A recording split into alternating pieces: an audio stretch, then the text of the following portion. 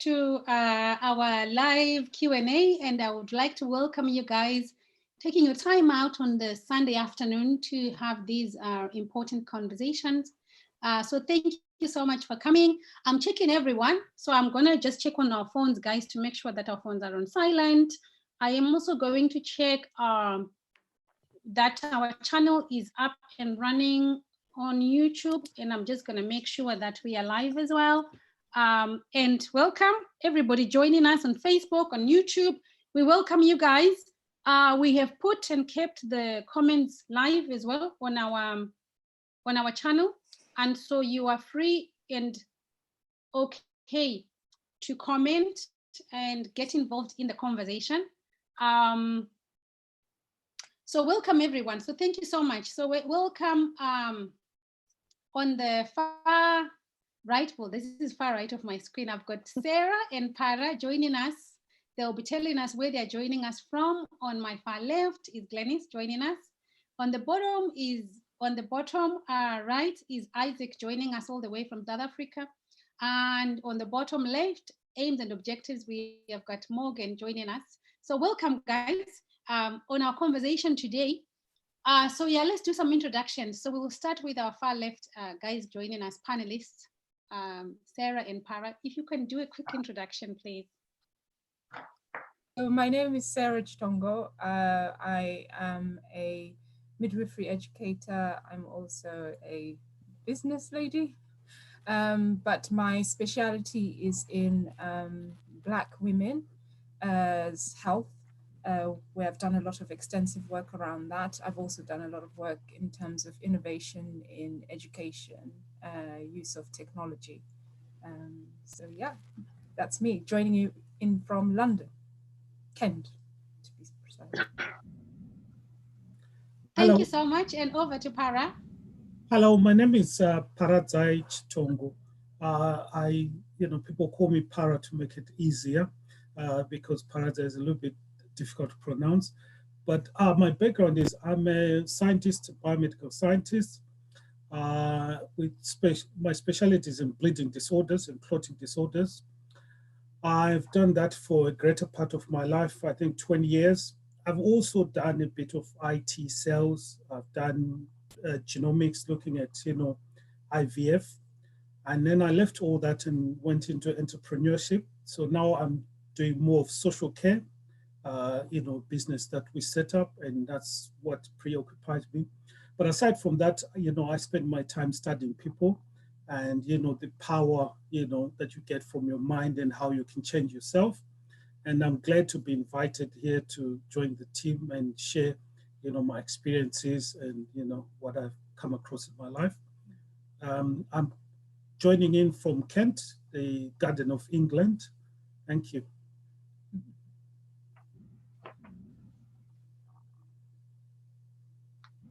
Next. Thank you so much. Thank you so much, Parra. Thank you for the introduction. Over to Glennis, who is on our panel as well. Glennis, you want to introduce yourself? Thank you. Yes, thank you for having me on the panel today. So my name is Glennis Borgia. I work in two different departments. So I'm a qualified nurse by background, and I'm also into clinical research, which is my main specialty. So worked as a nurse for a few years, and then I went into clinical research. So I've worked a lot with pharmaceutical companies in the corporate world. Also, I have done entrepreneurship in terms of property investment.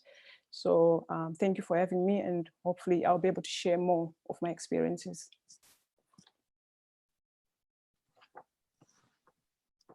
All right, thank you, Glennis, for giving us an amazing introduction. Over to Isaac. Can you tell us where you are, what you do? Over to you. Thank you.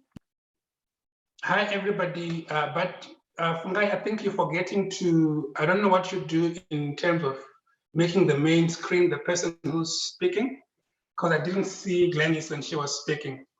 My name is Isaac. I'm joining you guys from Centurion, that's in Pretoria, right here in South Africa. My background is small business finance. Here in Africa, we also call it development finance, where we focus on assisting your small and upcoming business people in terms of accessing funding, as well as helping them to run their businesses more competitively and more efficiently. I do have some banking background. And here in South Africa, I run a consulting firm where we specialize in only on small business finance. And I am excited to be part of this panel, and I look forward to the engagement. Thank you. All right, thank you. Thank you for the introduction. Amazing, all the way from South Africa. And we will now have Mr. Moitie Morgan joining us. Thank you. Oh, hello, everyone. My name is Morgan Moitie, and I work with an organization called Dream Blazers Academy, which is our charitable side. And I also work with an organization called Aims and Objectives, which is our, our other side, our female side, which we get to discuss. I'm a funding consultant, and we help people with businesses with funding, how to access funding, and we also help them to be more effective. Yeah, and I'm in Manchester. I'm in Manchester, UK. I'm based in Manchester, UK at the moment. All right, so thank you so much, guys. Thank you for joining us. That's awesome and that's amazing. So today we want to have a conversation. For me, I am Fungai Ndemera. I am your go-to business strategist, consultant. I am a businesswoman. I am everything. But above all, I am a nurse by profession. And so today, before we get started with our conversation, I just really wanted to say thank you so much to all the people that are out there that are sticking it out for us during this very difficult, unprecedented time of COVID-19, where we are experiencing this kind of lockdown across the globe in a way that we never thought it would happen. And it's amazing that history, I think, has got a way of repeating itself. And I strongly believe in my heart that when things like this or events like this do happen, there is a shift that is happening in the physical, there is a shift that is happening in the spirit, and there is a shift that is happening with Mother Earth. And I strongly believe that after this COVID-19, our lives are never going to be the same, whether financially, physically, even the way we think, our mindsets, they're going to be impacted. So it's very important for us to really, really come back to basics and try and figure out what is the message, what is it that our Creator or God is trying to communicate with us. Because I believe that these very events, there is a change happening. And I remember just before we got this lockdown and all this going on, we had just done our Millionaire Mindset Retreat, isn't it, guys? And we had spoken about the message of the story of Noah. And here, boom, here we are locked down. In Noah's case, they were locked down in an ark. In our case, we are locked down in our homes. We can't even do what we want, even though we may have the money to spend, we can't spend it. Even though we may have planned to travel, we can't travel. But with all this happening in the midst of chaos, there is things that we need to look at, because life has to go on. While we are losing so many lives, some of us are crying, some of us are struggling, some of us are stressed, but there is always light at the end of the tunnel. And our work is to hold on to that hope and have conversations that will help us move forward. So today I really want us to think and have a discussion around, during this COVID-19, what is the impact that has happened to all of us? How is this impacting us financially, socially, mentally? How do we move forward? So I chose to have you guys on the panel because I felt that it would give us a broader conversation from the viewpoint of entrepreneurs, from the viewpoint of those who are in work, and from the viewpoint of those who may be in between, just starting. So I wanna open up the panel by starting with maybe hearing from Sarah, because Sarah, while she's into entrepreneurship and everything, she's still very much so a career person. So Sarah, maybe you can speak to us about how has this been impacting you, the challenges, the frustrations, and how are you coping? Over to you. Thank you.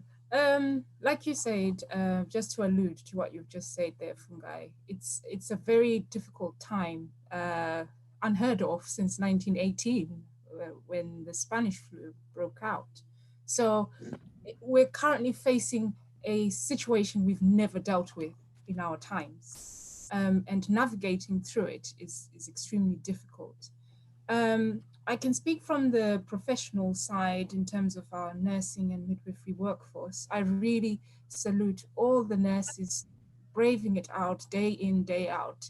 Not just our nurses, our doctors, our midwives, our healthcare assistants, porters, anyone who's involved within the healthcare profession itself, for, you know, committing themselves to continue to provide a service at a time when you know the risk is extremely high. I know in terms of our fellow nurses and midwives, the challenge is, what about me? What is my chance in catching this? What happens to me? What happens to my family? So the challenge is extreme, and it's real. But what has made it a little bit more challenging is the mixed signals from the government here in the UK, where it's more about, you know, PPE, the protective equipment that you're meant to wear in terms of gloves, aprons and things, there's been a nationwide shortage. And it puts the staff at risk.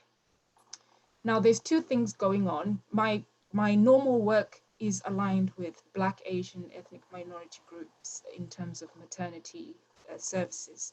However, what we've now found over the past 2 weeks is an increase in our BAME colleagues expressing they're being pushed in to care for patients who are COVID positive.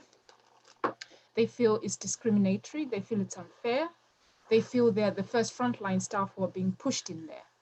And all I can say is the Royal College of Nursing and Unison have actually started working on guidelines for staff to give them advice in terms of, if they feel they don't have enough protective equipment, what is their, where do they stand?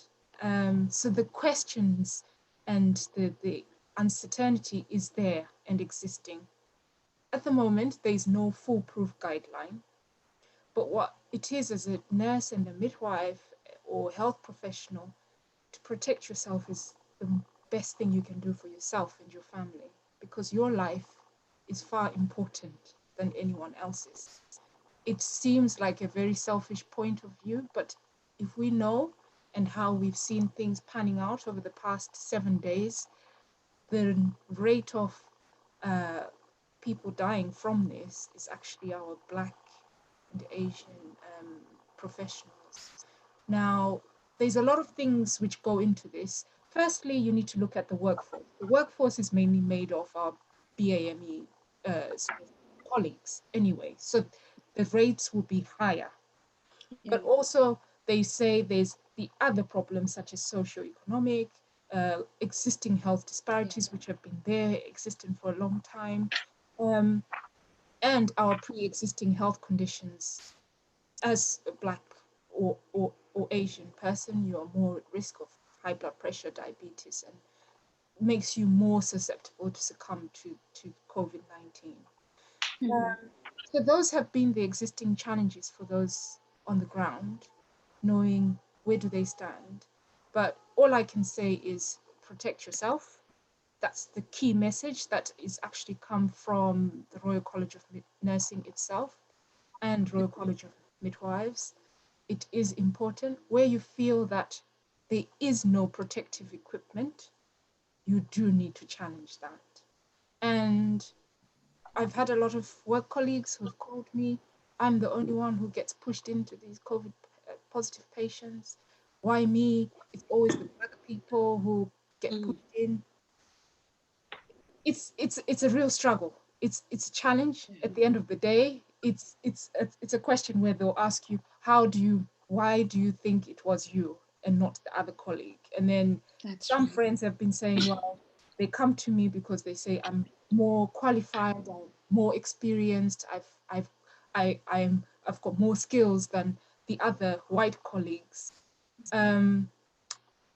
But all I can say guideline-wise is protect yourself. Where you feel you are highly concerned, raise your concerns professionally. No need for aggression, no need for the whole, just highlight your concerns. It is difficult, but the guidelines are emerging daily. Hopefully by end of next week, there will be guidelines, because I know that there was a time when they said you can decline to work if you feel that you're not being protected. It's then changed yesterday. So every day there's a change. So I would say just keep up with the news in terms of what's being said. It's all being published in the Royal College of Nursing. Also try and speak to your unison or your representative at your local trust that you're working at. But certainly that's where the challenge has been. And then we've got a lot of our Zimbabwean colleagues who are also doing agency, where they feel as an agency nurse, they know if they go out into practice, they are the people that automatically get given those COVID positive patients. And they have their worries. And then you've got some who've decided, actually, I'll take time out of clinical practice, not have an income. And obviously that then just impacts on their concerns, their, what's going to happen to me? How long is this going to last for? So the real questions where we're really facing a challenging time. I'm not very familiar with the government guidelines, but I know they've put something out in terms of being forewarned or something. That's right. Nurses can do that and take time out and get some 80% income whilst they're at home and can't work, especially if you're at risk group and you've got existing blood pressure or diabetes. That's all right. So thank you, Sarah. Thank you so much for that. And absolutely, guys, this is, like we're saying, these are unprecedented times. I suppose from where I sit, my experience would be certainly different from those who are frontline, but the impact that is impacting on the frontline staff certainly then has a knock-on effect on the families. Remember, guys, most of us are migrant community, and while we are ethnic minorities, the reason why we are in Europe is that we are here to work. And most of us also find ourselves that the jobs that we do are the jobs that makes us frontline. So some of the socio-economical factors that I think are causing us to have higher numbers is because the nature of the jobs that we do. For me, that would have been my kind of analysis, the nature of the jobs. And number two, even our social settings, you find that most of us, we stay big groups of people together. And so you have got one person who is a frontliner, but one person who's a frontliner also lives with 5, 6, 7 other people at home. And so those factors, they will certainly make the numbers go up. From the other communities, what I've seen is that the cultural settings, for example, in the Asian community, families live a lot of people together already in the United Kingdom, and this is part of their culture. And so having to stay at home while there's a lot of you, has got its challenges and its factors. So people are experiencing a lot of things. I was speaking to somebody who is an Asian community person, and he was saying this person is a clinical practitioner, and they've been saying they've been choosing to go to work simply because they can't stay at home, because there is mother-in-law, father-in-law, the kids, the grandkids, everyone, and they feel that they can't handle the mental pressure of being at home. So they are choosing to still go to work. I was speaking to someone who is a frontliner, ethnic minority, they are the breadwinner. Most of us are the breadwinners. So having to make that decision to say, guess what? I'm gonna just stay at home. That may be very difficult because you've got how many families looking up to you? 10, 20 families in Africa looking up to you. And if you don't go to work, it means those people are not fed. So the challenges for me, yeah, I can concur with what you're saying, Sarah. The challenges are real, but it is what it is. How do we cope? I suppose, how do we move forward? Is some of the questions that we are gonna be wanting answered. Maybe I will pass on the same question. I'll pass on. Let's hear from a South African viewpoint. Pass over to you, Isaac. How has it been over there?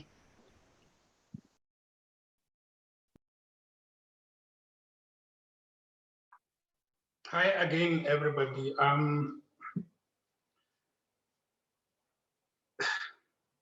South Africa is a developing country, and you find that when you look at the groups of people that are in South Africa, you would find that you've got your low income people, you've got your middle income, then of course you've got your high income people. Now, your low income people, which are obviously the majority of people you find in South Africa, are the people that live basically from hand to mouth. When they introduced the lockdown, what the South African government did, all industry basically just closed. That includes shopping malls, that includes restaurants, that includes leisure places like your bars and other places like that. And these are the places that employ the majority of the people. And if we look at looking at it from an immigrant point of view, people from outside, so your Zimbabweans, you would find them that a lot of them fall into that category. I'll take, for example, somebody who has been working as a waiter, for example. And me having been a waiter myself in my early years, you go to work, you earn your tips, and then that's where you get money to buy bread and whatever you need to eat that day and the following day, and save up a little bit for rent at the end of the month. And your savings then build up on a daily basis. If we close the restaurant, effectively it means that you don't have any income to take you for the next 3 or 4 days. So right now, as I'm sitting here, I'm wondering how people in that space are actually surviving. And now that the majority of people, they've been affected like that. So this COVID-19 crisis actually becomes an issue of life and death, because people can actually, in fact, they're actually going hungry. Like literally, you don't have anything to cook and no food for the kids, nothing. So if I think about it from an impact point of view, and those are the majority of people that have been adversely affected by the COVID-19 crisis, it's really, really a sad situation. But then,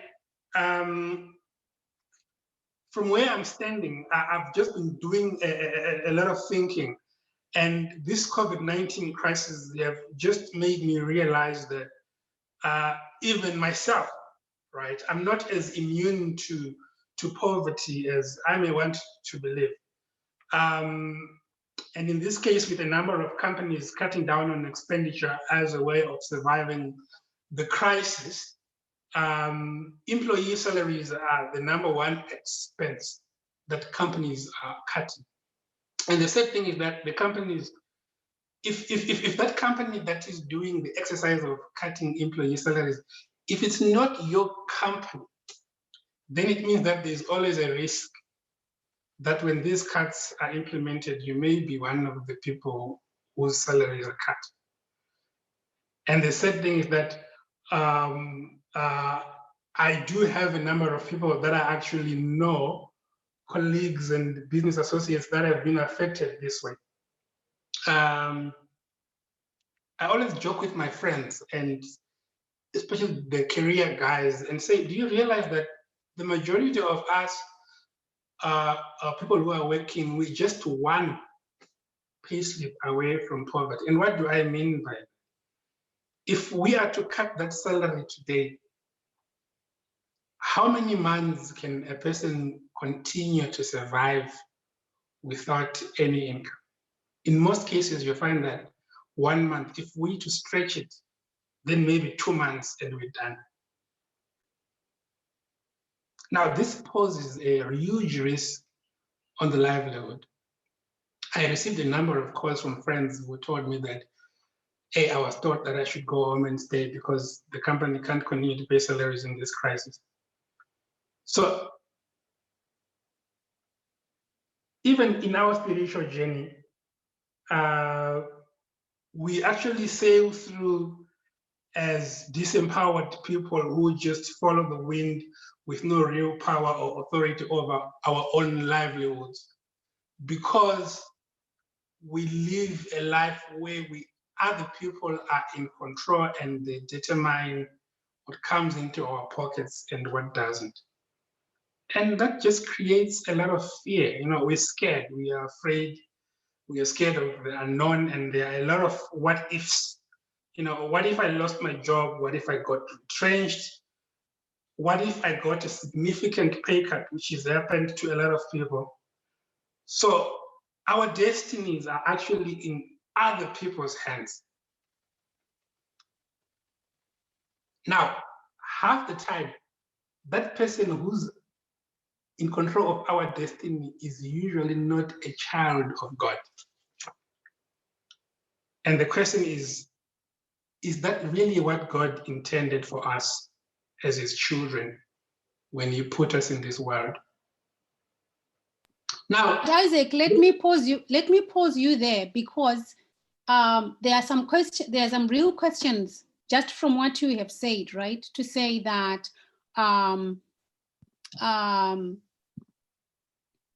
but if I am in a job, if I have managed to escape the challenges of difficult economies and being able to go and live in Europe and being able to live in South Africa and have a good job, I'm at the top now.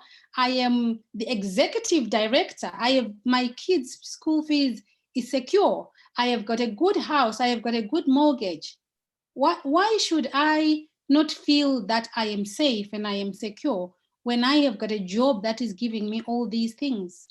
You know, so from the way the education that we get is structured, we are structured to think and believe that we are chasing towards those things, right? Because that's what society has said to say, that's what we are working towards: a stable job, a stable family, a good car, a good house, being at the peak of my career. What else should I want?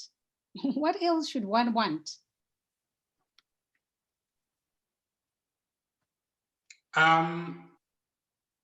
So the way I'm looking at it, Fungai, is that our education system, if we go back to the way that we were programmed growing up, we were programmed not to be people that create things. We were programmed to be people that are stewards, or another word for it is manager. So I go to school, and the whole system from the time I start grade 1 until I finish varsity is preparing me to be a good steward. It's preparing me to be a good manager. But the question is, a manager of what? A manager of something that was created by somebody else. So our biggest objective, which is where we need a serious mind shift, is I want to join corporate as early as possible, and then I can have an opportunity to rise through the ranks. Maybe I join in as a general employee, I become supervisor, I become manager, and then I become a senior person. Hopefully one day they will recognize my potential and even appoint me director. But director of what? Of some ship that somebody is steering. But as long as I am in that setup, the challenge which I alluded to earlier of the fact that my destiny remains in somebody's hands, that challenge remains real. Because I don't know what is happening outside of this ship. I'm just managing it from inside. And eventually, as I rise up through the corporate ladder, I then begin to become frustrated. Why do I get frustrated? Because by design, God's intention has never been for me to be somebody who is always going to be managing things that are created by somebody else. God designed me to be a creator. Now, when that thing in me that requires me to create does not get an opportunity to create, I get frustrated. Have you ever had people who say that, hey, they used me for all these years, now I'm 60, they've just replaced me by a younger person who they are paying less money. They don't even recognize the number of years that I've spent in this company, and all those feelings begin to come up. Why are you feeling like that? Because you haven't realized the actual potential for which you were created, which is somebody that must create. Right, I'm going to stop you there. I'm going to stop you right there. And I'm going to bring us back while we're at that peak of that conversation. I'm going to bring Parra, because Parra has walked that journey where he worked his way to the top and then he got the frustration. So Parra, over to you. Do you want to just give us your viewpoint from what has been said by Isaac? What are those frustrations? How does that feel like, and how does that look like? How was it like? Okay, thank you for this opportunity. It's very interesting what Isaac was saying, and I'm just going to build up from that. First of all, I would like to start by discussing a conversation that I had with my dad. I know my dad doesn't know my view, but so at some stage he's going to listen to this clip. But my dad, I told him that I wanted to change jobs. I was working then. I think I was operations manager. Doing well. I done my doctorate, everything, published, done international presentation.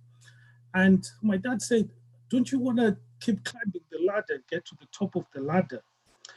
I looked at my dad, and I know this is the way we are all conditioned, but I asked myself the question, do I really want to climb somebody's ladder, or I want to create a ladder?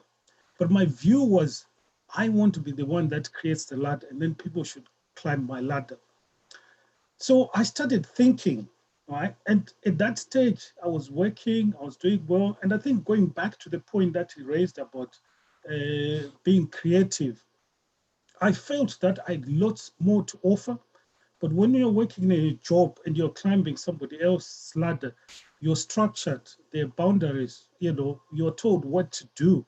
And the whole educational system is we go to school, we learn, we reproduce that at the end of the year, we get a qualification, we go to the next stage. But you get to a point when you start asking yourself some questions. And I'm going to bring in, I had one of my close friends who's called Kudzai referred me to one book. I think the book is entitled Who Moved My Cheese? And I would recommend that to anybody who wants to change or improve themselves. Now, what's the name of the book again? Who Moved My Cheese? It's a very Who Moved My Cheese? About 50 pages, I think. So it talks about humans and the difference between humans and rats. That rats don't have a memory, they just go looking for cheese and they'll eat. But the humans, when they find cheese somewhere, they relax. They're like, yeah, I've got cheese, I can go and eat. Now, cheese can be anything in life. It could be money, it could be happiness, it could be anything. We stop asking questions and we relax and we're like, yeah, my cheese is always.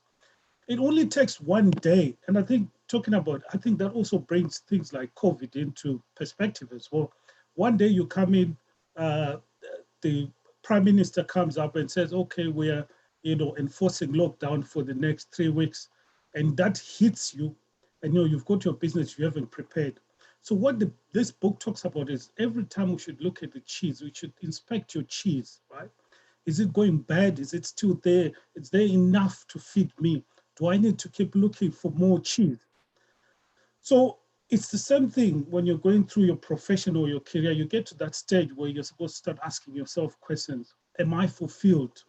Is this what I want? What is my dream? So that's the stage that I got to. I was like, okay, in this environment, you know, I feel I've got a lot more to offer, but there's no room.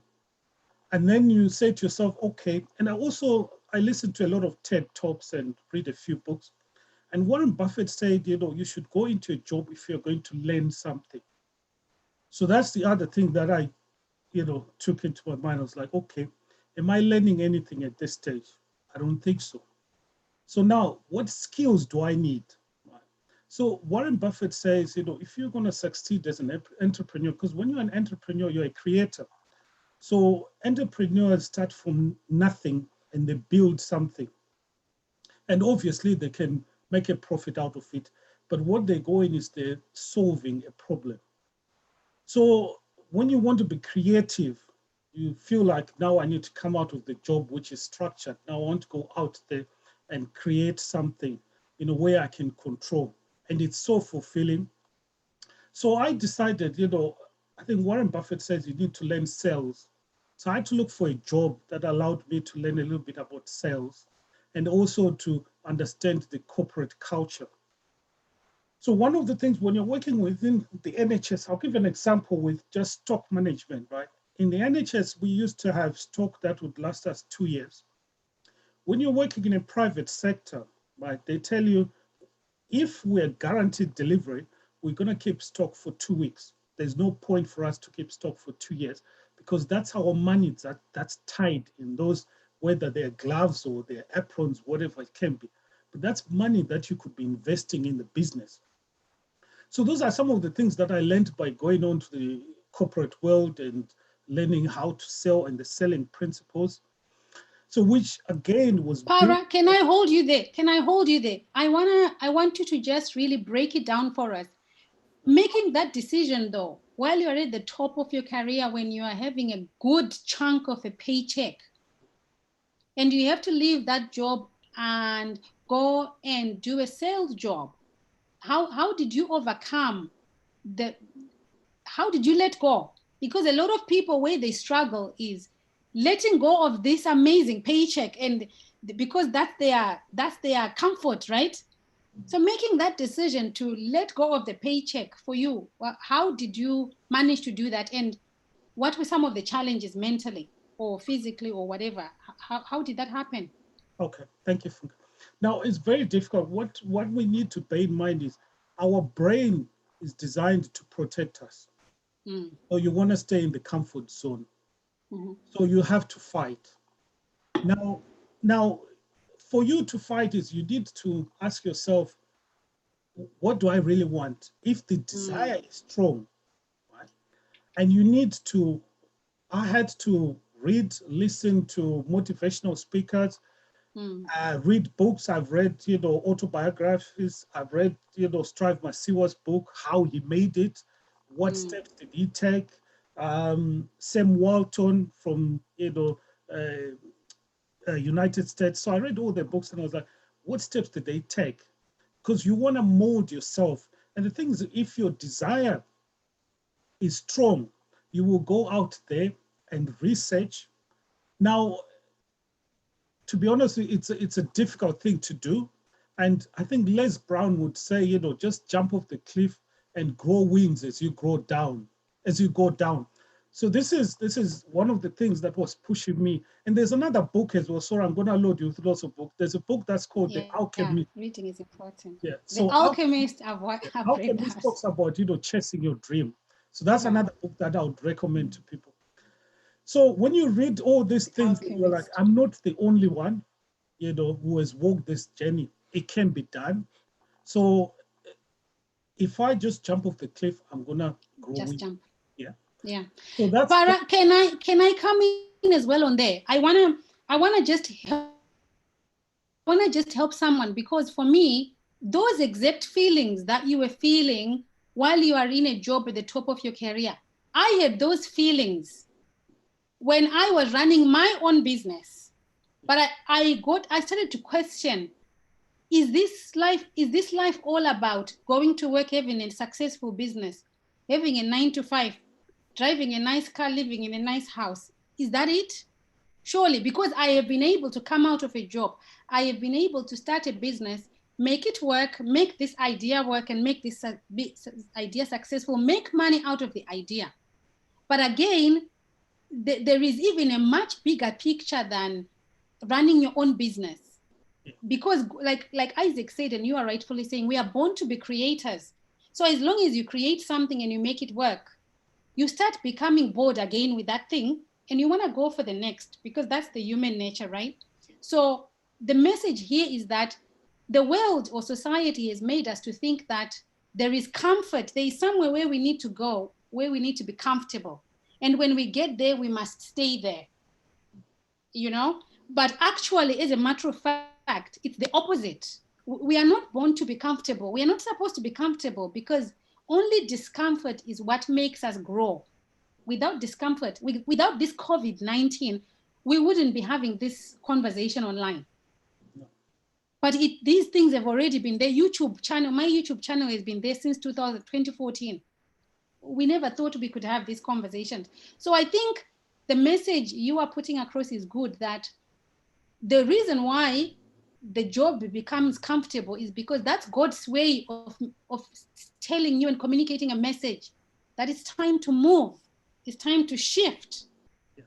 And so we need to tune in with that message, because if you continue to stay and look for comfort, you will miss your destiny holding on to comfort. So yeah, I just wanted to mention that. Carry on. No, that's good. Yeah, that's a valid point. So I think to say, you know, you're talking about business, it's the same thing that I was talking about, you know, who moved my cheese. We should be looking at, even whether you're an entrepreneur, you're running a business, is successful, you should always be checking, you know, is my cheese going bad? Is somebody eating my cheese from the other side? Do I still have enough cheese? You've got to keep running. You've got to keep carrying your running shoes and going to look for cheese. And that's the way. And like I said, the problem with our brain, like I'll go back again, problem with our brain is it's designed to protect us. So fear, you know, we want to fight, run, you know, fight. But now we need to tell our brain that the dinosaurs became extinct 60 million years ago. No one is chasing you. You need to live your dream. What is it that I want? What makes me happy? What is success for me? And I'll go on further and say, a lot of people have walked the journey and they've written about it. So all you need to do is ask people. You can read books that they've written and model your ways around what the people have done. Now, it's no use going to somebody who hasn't walked the journey, because you're not going to learn anything. You associate yourselves with people that are, you know, moving the direction that you want, and you can prove yourself. And it's a constant thing. You have to keep asking your questions. One of the rituals that I do myself, I'll share it with the public anyway. I give myself time to think. So I come into my bedroom, switch off everything, leave the kids downstairs, run away from the wife, take my phone. I can put some calming music, YouTube, play it. I lie down, I stare at my ceiling. It allows me to think. And during that moment, I envision, I see the world in front of me, right? And I ask myself, you know, what part can I play? What do I need to do? And all the issues that I've been going through, whether in business, in my professional side, that's the time that answers come, because I'm relaxed. No one is disturbing me. I've locked the bedroom door, lights off. I'm just lying there. Some people go on and meditate and things like that, which I think is fantastic as well. I just sit, because sometimes we need time to think. And that's the other problem when you are doing a job, there's no time to think. So you're always running and you're following somebody's timetable. And again, you know, to bring the COVID perspective, you know, this is the time, if you run a restaurant, right? The government has said, can you shut down? This is the time for you to think and reflect and plan your next steps. Yeah. So when you sit down, you're like, okay, I'm not opening my restaurant today. I'm not doing any work. I need to connect with my customers. I need to look at my business. I need to look at my cash flow. What are my plans? What if we have, you know, lockdown for the next 6 months, whatever. I'm not suggesting that it's going to be 6, but whatever. What am I using this time for? Right. And the other thing as well is there's going to be a lot of contract renegotiations. So you need to think about that. You know, you're not going to solve everybody's problems. So you're going to say, okay, what is the need for me? Right. And people will come in, whoever, you know, you have contracts with, they want to renegotiate something that benefits them. But you've got to ask yourself what will happen. And also the other thing to bear in mind is do not tie yourself down, because COVID thing can be, you know, things will change anytime. Absolutely. So if you're going to renegotiate contracts, maybe say in view of COVID, or this is a one-off thing, you know, so that you don't tie yourself to, you know, an unfavorable contract, so to say. So that's the other thing, I mean, businesses can look at. The other thing as well is we've now been introduced into the virtual world, like what That's this right. platform we That's are. right. You know, I remember for us, you know, with our social care business, there was a time we needed to do training sessions, right? We've booked a trainer, 12 members of staff that needed it. And the trainer had booked a date.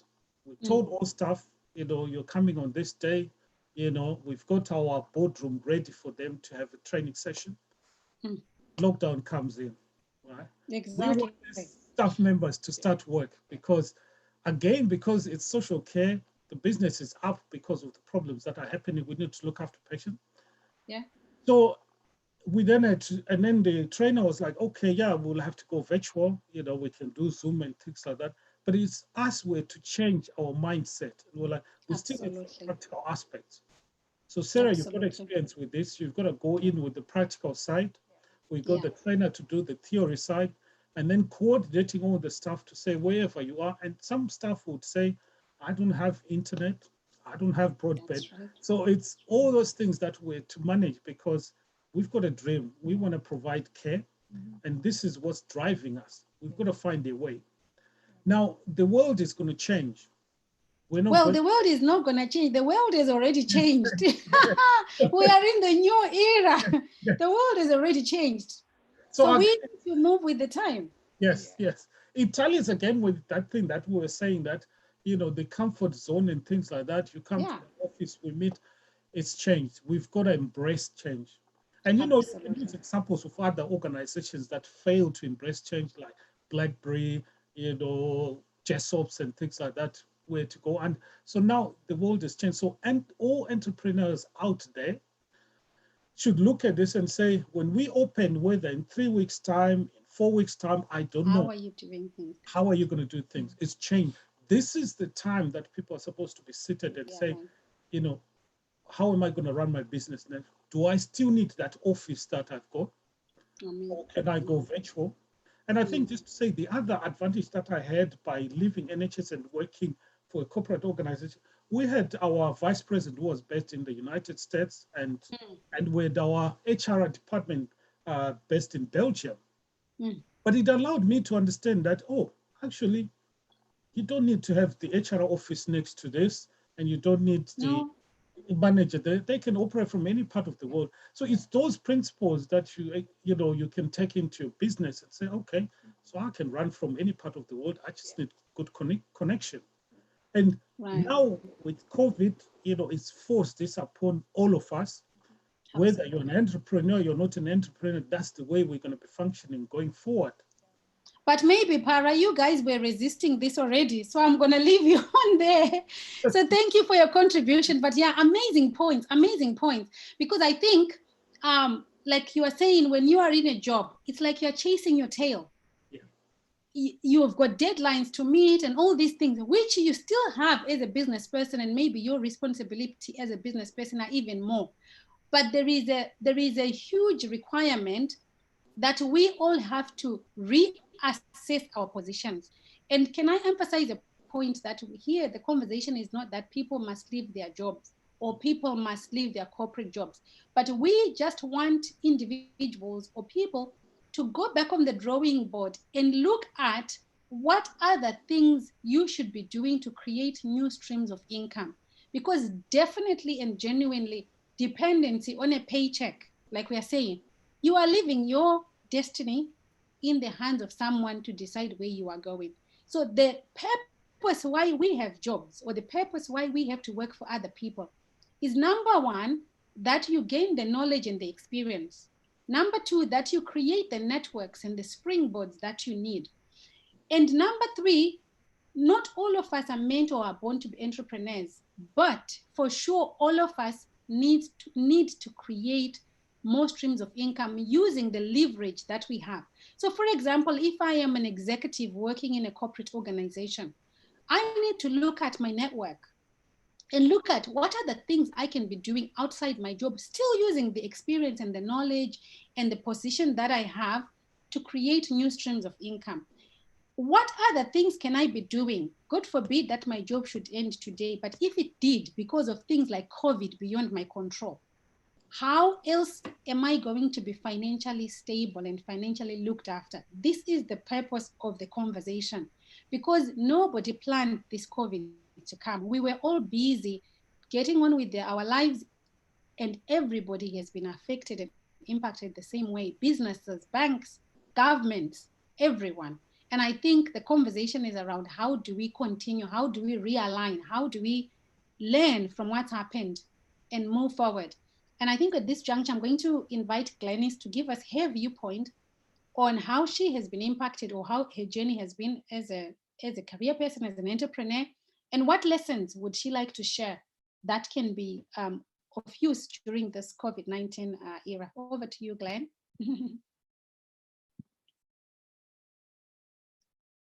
So yeah, I put you forward, Glenn. Yeah, sorry, I was muted. Thank you. Thank you. Yes, yeah, thank you for having me once again.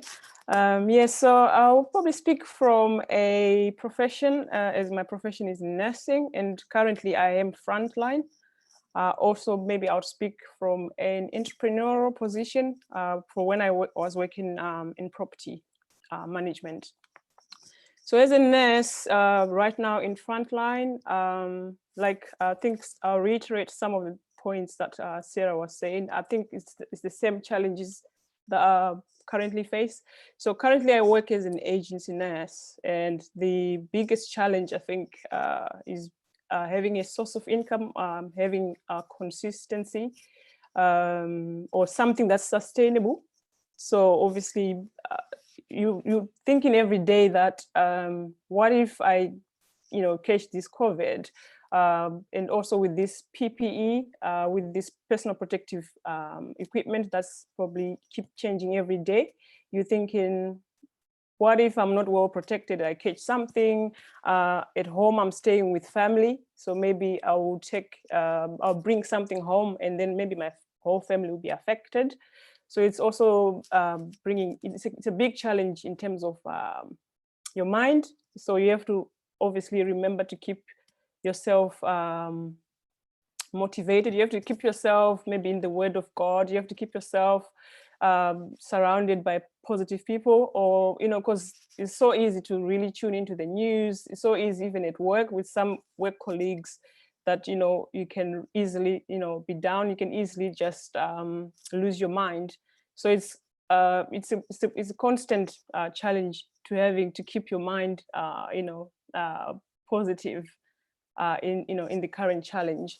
And the other challenge as well is having maybe beneficiaries or people that look up to you, and then you constantly want to be supportive.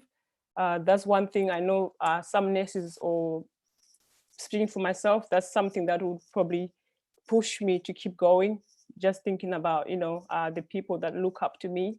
So that's another big challenge I think that many of us in the BME community are facing.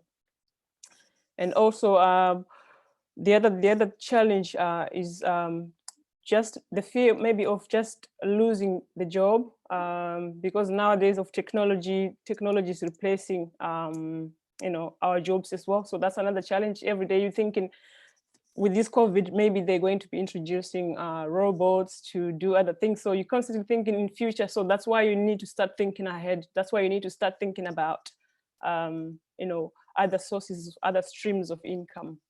So it's a constant challenge in that respect. And then I'll just speak briefly regarding entrepreneurs or people. I know some people that are actually still doing property, and I was doing a service accommodation, so helping people, professionals that needed accommodation when they came to work. So I was based in London, in Canary Wharf.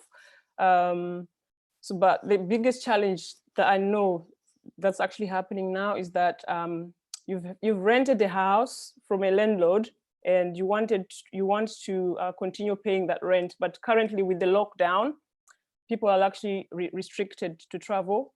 So you've got this contract maybe for a year, you've got a contract for 5 years, however long you signed for. So some of the landlords, they're actually not coming forth, to say, okay, maybe we can cut the contract short, given, or you can have at least 3 months, break period. So those are some of the challenges that people are facing at the moment. So what I can say for those people, we have a lot of healthcare workers that are looking for accommodation. So it's maybe looking at, your local council, maybe speak to the local council, and then they might give you a list of people that are looking for accommodation. Then you can work, alongside with the NHS, to get to be provided some details on how to get those people accommodated. So that way, at least you got your, you got your bills covered, you got your bills taken care of. So that's one of the biggest challenges I would say is happening in property. So it's just, having communication, having networks as well, people that support you, having a good support network, and speaking to other people, speaking to other, providers in your industry, that would help a great deal. Mm-hmm. May I come in, Glenn, as well on that point to say that, funny enough, I was having this conversation with my husband this morning, that while the government has made a provision for small business loans, most small businesses are actually not qualifying for these loans. And this exact group of people you've mentioned, we spoke about them this morning, the people in property, simply because it's a chain, isn't it? So I'll give an example, the business, part of some of the business that we do. So we have a contract with councils where we have to house people who are leaving hospital because now they are re-engaging back into the community. So we do re-enablement. Part of the re-enablement process is that we have to rent properties on long-term leases, but we don't deal directly with the landlords. We deal with service providers who are agents. So they are also have these properties from landlords, and they are the middlemen. Yeah. So I will give you an example. We had a contract, one of our services that was due to start beginning of April. The lockdown was announced that same week, no, the week before that, but we had already committed a hefty amount of money to a property which we had paid deposits, we had the property adjusted, and we had service users agreed, contract signed, everything was ready to move. And these people were supposed to move into this property on the 1st of April. We hadn't collected the keys, and boom, the COVID announcement. And the next morning, we received an email to say, we are freezing everything. So these issues are real. So you have invested, if you had borrowed, you have taken a credit line from the bank and borrowed money to secure a property and sign a 12-month deal with the landlord. You don't have the keys, but your money is gone. And the agent as well, we had to send him all the emails and say, look, the councils have canceled this deal, so here you go. So we are not taking your keys.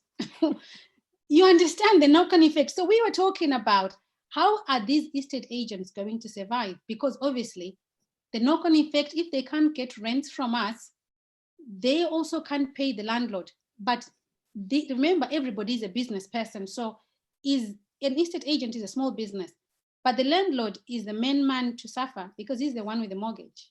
Yeah. So there you go. So again, everybody. So this thing is affecting everyone. So everybody. The message is you can't afford to sit in your house and get stressed and worry and lose your mind about it, because all of us are being affected in so many big ways. Yes. But I think what you've mentioned is correct, that we need to tap into the support networks that are available. This is a good network with good people whose minds are focused on how do we move forward. So for me, how do I move forward?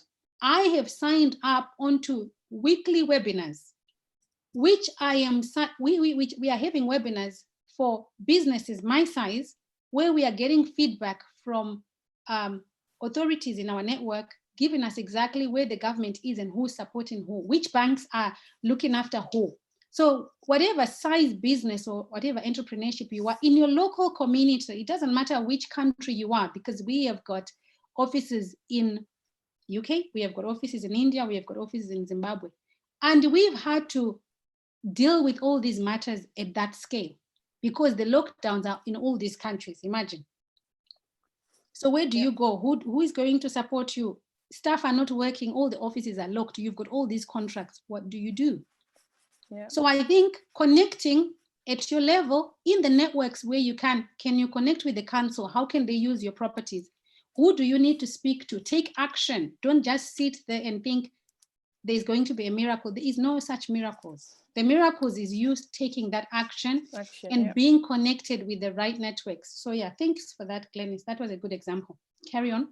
Yeah, so now I'm just gonna say like, so yeah, obviously, as you said, this COVID-19, it was unprecedented. Obviously now it looks like chaos, but I think most times in the midst of chaos comes opportunity as well. So I believe this is also time for people to use this opportunity to maybe regroup and see maybe where things were not working before, where we were complacent. Maybe it's time to see where things were not working and maybe change the way we've always done things. So I think it's a wake-up call, as much as it looks chaotic, but I believe the things that we're implementing now are the things that are going to take us through, are the things that are going to keep us or sustain us for the next 6 to 12 months going forward. So also I'm reminded of a scripture, I think it's in Deuteronomy 1st chapter, where it talks about being complacent. Like I think it says about you've dwelled at this mountain for too long, so it's time to break camp. It's time to move. So I believe it's also a wake-up call for Christians, a wake-up call for everybody, entrepreneurs, to break camp and stop being comfortable and look for opportunities and maybe stop pity parties, and it's time to really take action. That's all I can say. Wow, thank you so much, Glenn, for that feedback. And I think I'm not going to add more because I want Mr. Moitie to then jump in to say, at such a time like this, Mr. Moitie, how is this looking for people self-employed like yourself? But what solutions can people jump into or tap into right now? What's available? Over to you.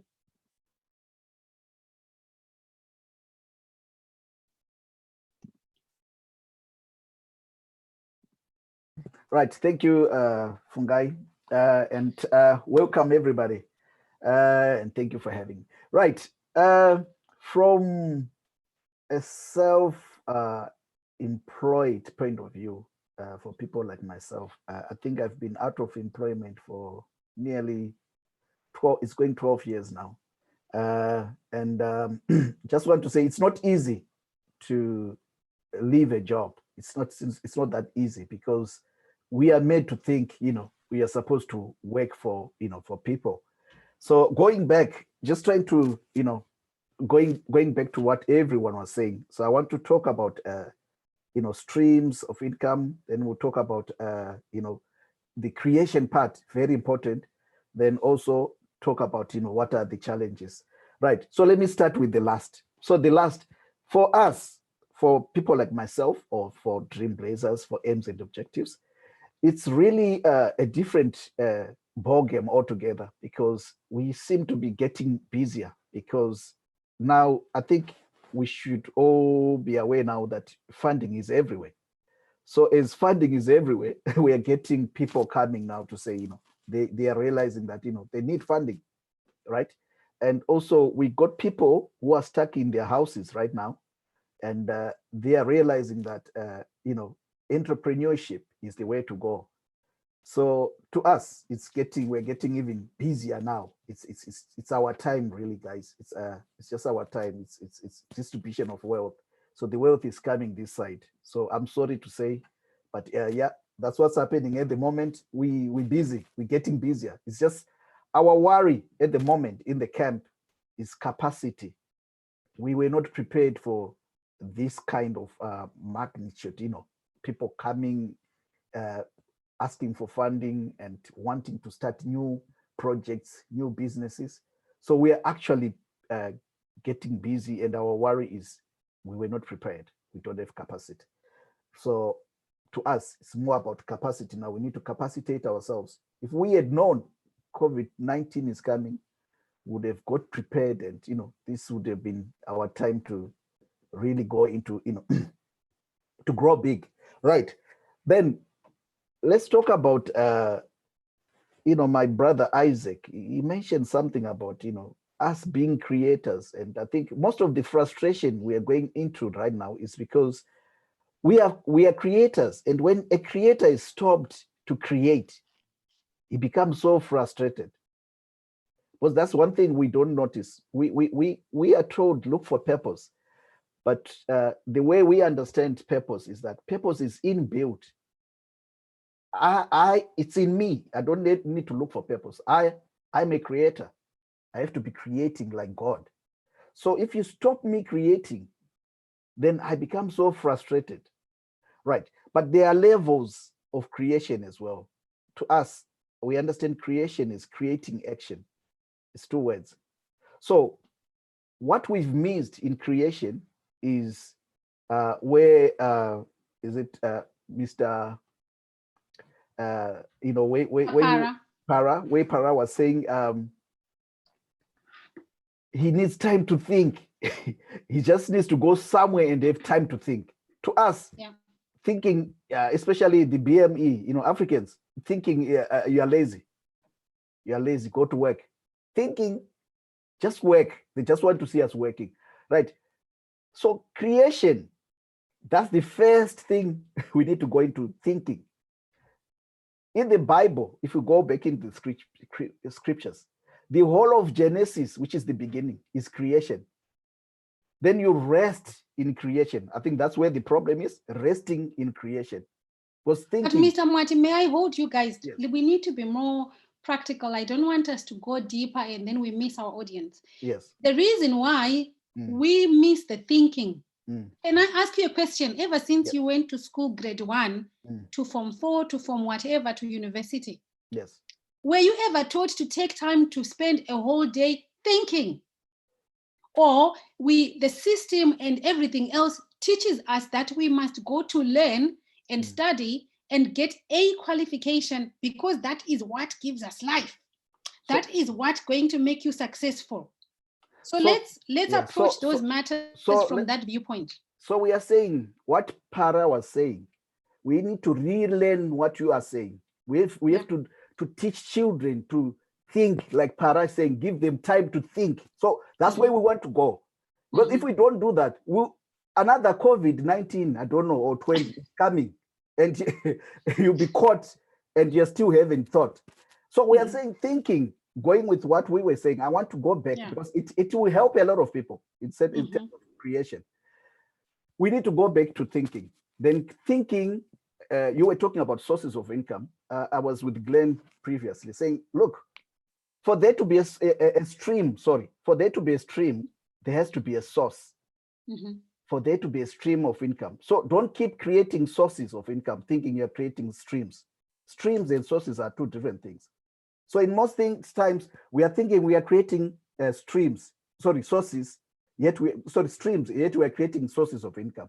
So why am I saying this? So that's where I was saying creation, there has to be a time you rest in your creation. You've created this thing that's going to make you income and you rest. So thinking is very important. I wanted to go on creation. You have to be creating your way of how do you want to act? Creation is creating your action. How are you going to act? How do you want this action? How do you want to work in the sun? Do you want to work in the cold? Some of us, we are stuck now here in UK. I don't know why. Wait, you can go and work in Spain. You can be in Zimbabwe. And also, going with Glenn, what you said, we've lived here too long. The idea was not to come here and, being in this comfort zone. We're supposed to learn what we learn. Then we take it back, because that's the Bible. If you want to learn the Bible, it's telling the Exodus was a time when they needed to go back to Israel. So we here too long. And so that's reality. But I think people don't want to hear that. Right. So let's go with us now. Mr. Mwat, I have got a question for you as well, because still you are not answering my question. Go on. Thinking does not bring money on the table. It does. So no, that's what I want you to break down. If you are asking me to spend the whole day thinking, I have got bills to pay, I have got kids that are going to the fridge every 5 seconds with this COVID. So how can I take time to spend time to think, and then why? And then how is that going to bring money? So maybe if you can answer those questions for me. Yeah. Since Para is already doing it, so he might share with us how does he think and how does he make his thinking make us money? Is that not fair enough? Because Para is already practicing it. So I think, like I was saying thinking also, it has rest. God rested before going in Genesis 2. He had to rest. When he rested, then he left his thinking to workers.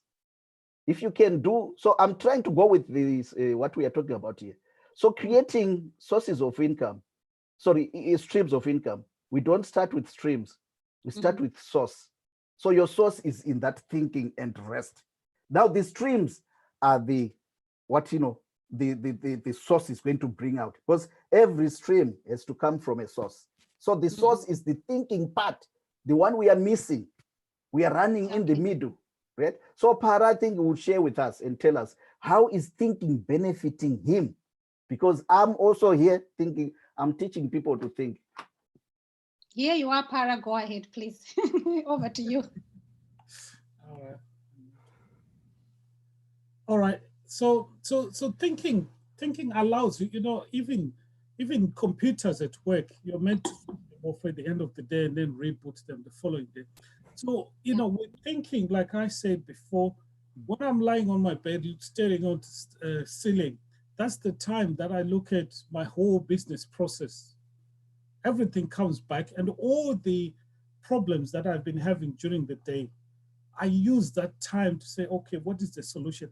And even sometimes, we discuss with Sarah, and she's like, let's do this. And I tell her, I need to sleep over this. And I know she doesn't like it,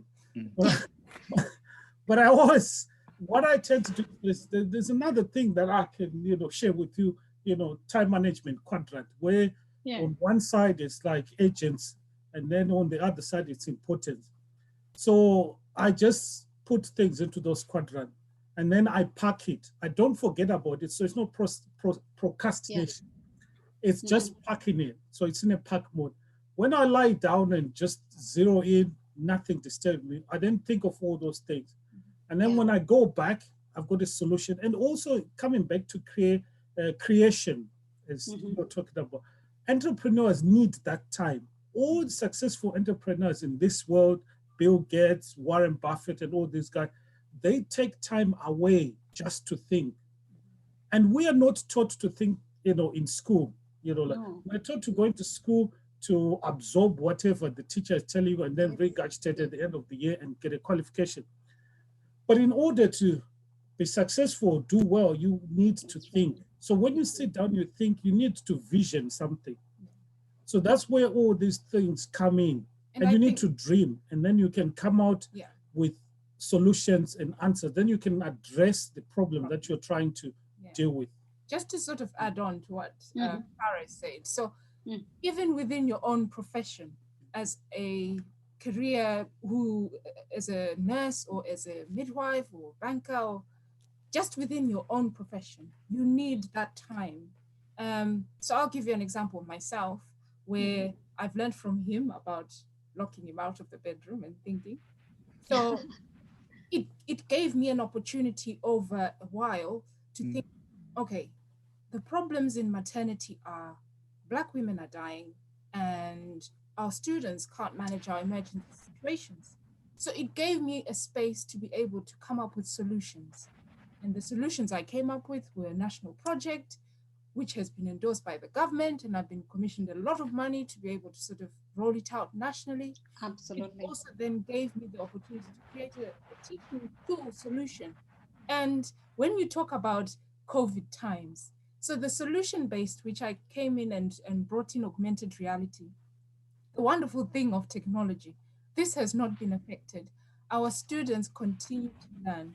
So Wow. I can at home press my computer on and I can program this teaching system, and the students can still have the same experience they would have if they were actually within the classroom setting.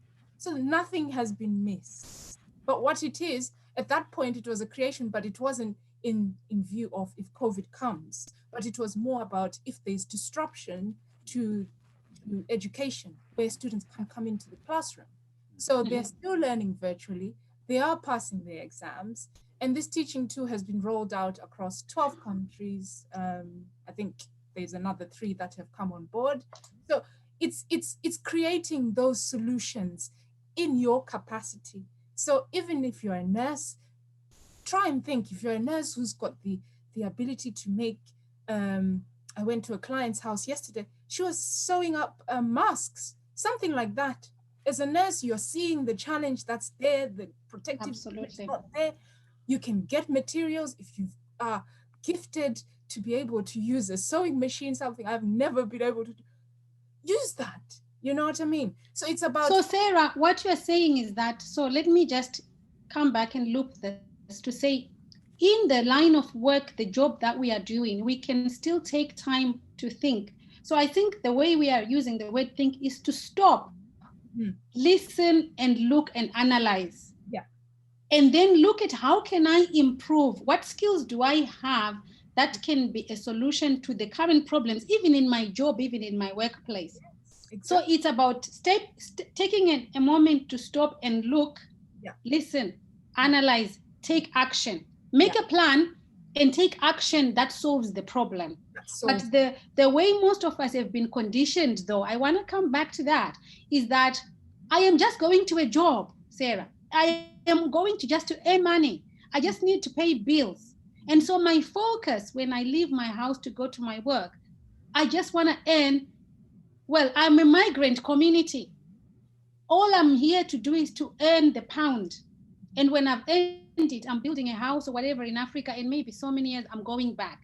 But most of us, 30 years later, 40 years later, we are stuck in that mode. And before we know it, we have been here for too long at this mountain.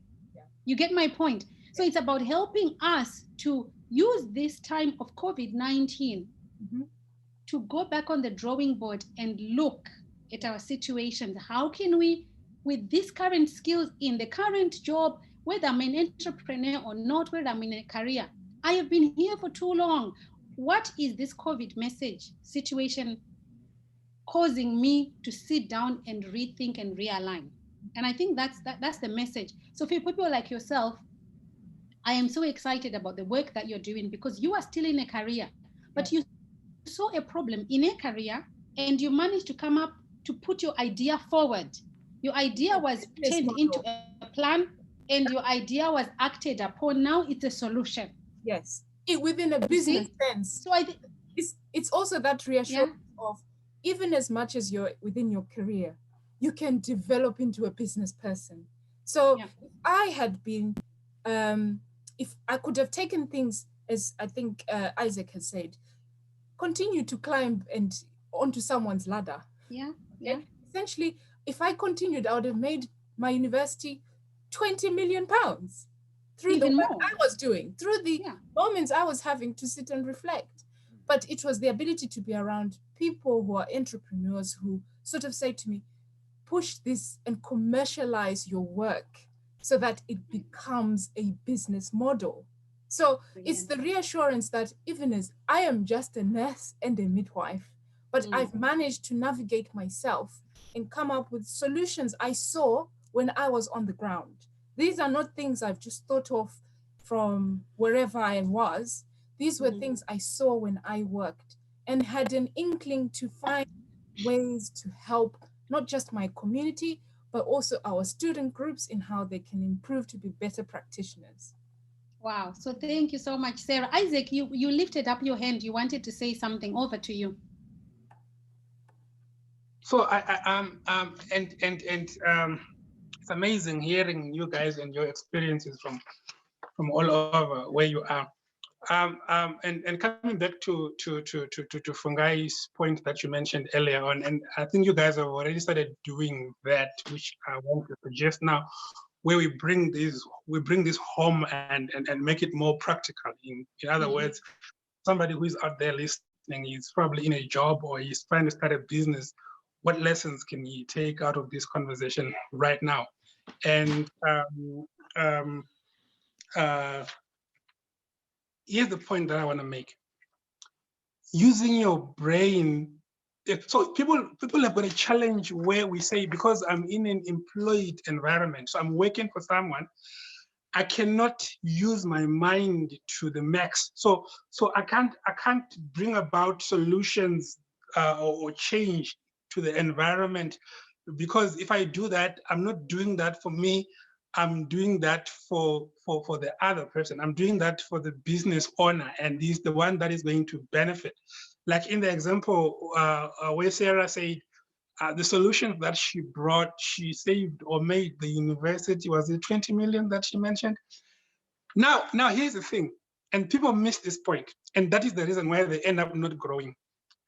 Being creative and thinking and coming up with solutions, the source of that is not you. Now, you need to practice this brain. It doesn't matter whether you're doing it for yourself or you're doing it for an organization that you're working for. You need to work it out. In other words, if you are an employed person and you continuously think, you continuously bring innovation, you continuously bring change, and you continuously create value, right? If you do it long enough under an environment where you are closed and you're working for somebody, if we take you out of that environment and bring you into an environment where you're going to be able to do it for yourself, then you've been doing it for a long time, and chances are you're going to run a very successful business. Now, people were like, no, I'll start being innovative and creative when I start my own business. It doesn't work like that. You're not going to automatically wake up one day and suddenly you're a creator, yet you have been suppressing that skill over the years because you didn't want to be outstanding and create value for somebody else. Okay, now that I've got that out of my chest, there are some practical things I also want to share with you in terms of, because we've been talking about creating sources of income, but what are the practical, so somebody's out there listening right now and he is in a job, he's a junior, he's a senior person, wherever you are. What are the practical ways that you can actually begin to adopt right now to start creating other sources of income? Now, here's the thing, there are a number of ways that people get into business, and this is based on my own experience and observation. Number one, there are people who get into business by default. Now, when I say by default, this is a situation where the only way out is to get into business. Now, I'll use myself as an example. I moved to South Africa like 10, 12 years ago. And okay, before I even moved to South Africa, when I finished varsity, you know, I did a BCom. Some BCom is some fancy word that they use to you know, when you go to school and you learn finance and like, they call it a BCom, and mine was a BCom banking. And as I was studying, I was always thinking that one day I'm going to finish college and then I'm going to look for a job, I'm going to join a bank, and then I'm going to work, right? When I finished college, I looked for a job and I couldn't find it. I submitted applications, Barclays Bank, what, all those fancy banks that we had in Zim, and there was no job. I was never called for an interview. And I was just there thinking, okay, so what are my options? What are my options? So by default, I find myself hustling by default. So I didn't sit down and say, I want to start a business and I'm going to be a business person. I just found myself hustling because I had to survive. So that's one way that people start a business. But then there is another way that people start businesses. And this is when somebody sits down and consciously make a decision that now I want to get into business. Then they choose which line of business they want to get into, and then they pursue that. And my experience has taught me that this is a very small percentage of people. So of all the entrepreneurs and people that are in business that are out there that you find, if I were to use statistics, I would say it's a 90-10 arrangement. 10% are in business because they chose to be in business. 90% are in business because they had no option. They found themselves in the deep end of the pool and they were supposed to swim. But however, it doesn't matter how you find yourself there. The point of the matter is at some point you find yourself in business.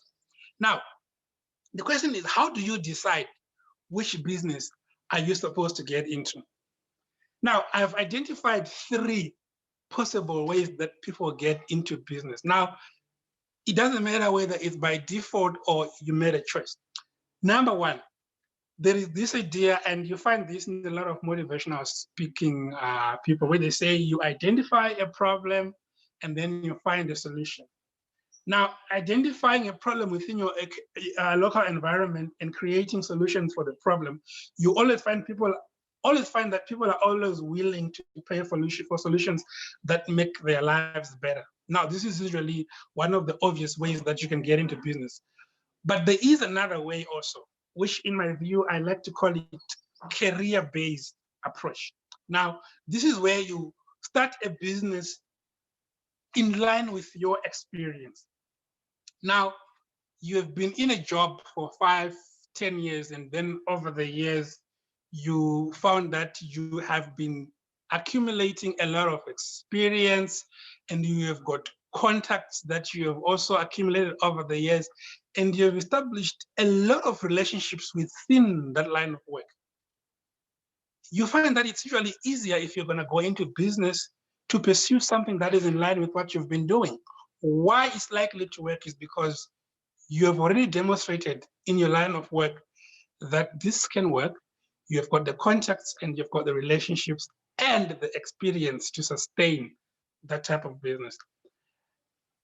There is a third way, which in my view, I call it when you identify opportunities within your area of work or within your line of influence or within your workplace, right? Now, this is when you use your influence. Now, before I mention this point, panel, I want to say I allow you to disagree with me on this point, but I'm going to make it anyway. This is when you use your influence in the current job that you are to create value either for yourself or for your close friends. Now, what do I mean by this? As generally as Black people, I mentioned earlier on that we were trained to be stewards or managers. We are programmed to believe that if you think that way, the term that we call it here in South Africa is it's corruption. Now, what do I mean by that? So let me use an example. Let's say I'm a buyer. I'm working for a big corporate and my role is a buyer. Now, where I'm sitting, I can see exactly where the company that I work for, where are they spending their money? If I were to do an analysis, you would find that 80 to 90% of the money that any organization spends, they spend it on procurement. So if my company is turning what, let's say 100 million rands, if I use my currency, 80 million rands of that money they are spending it in procurement. If I'm a buyer, I can sit there and have a what you call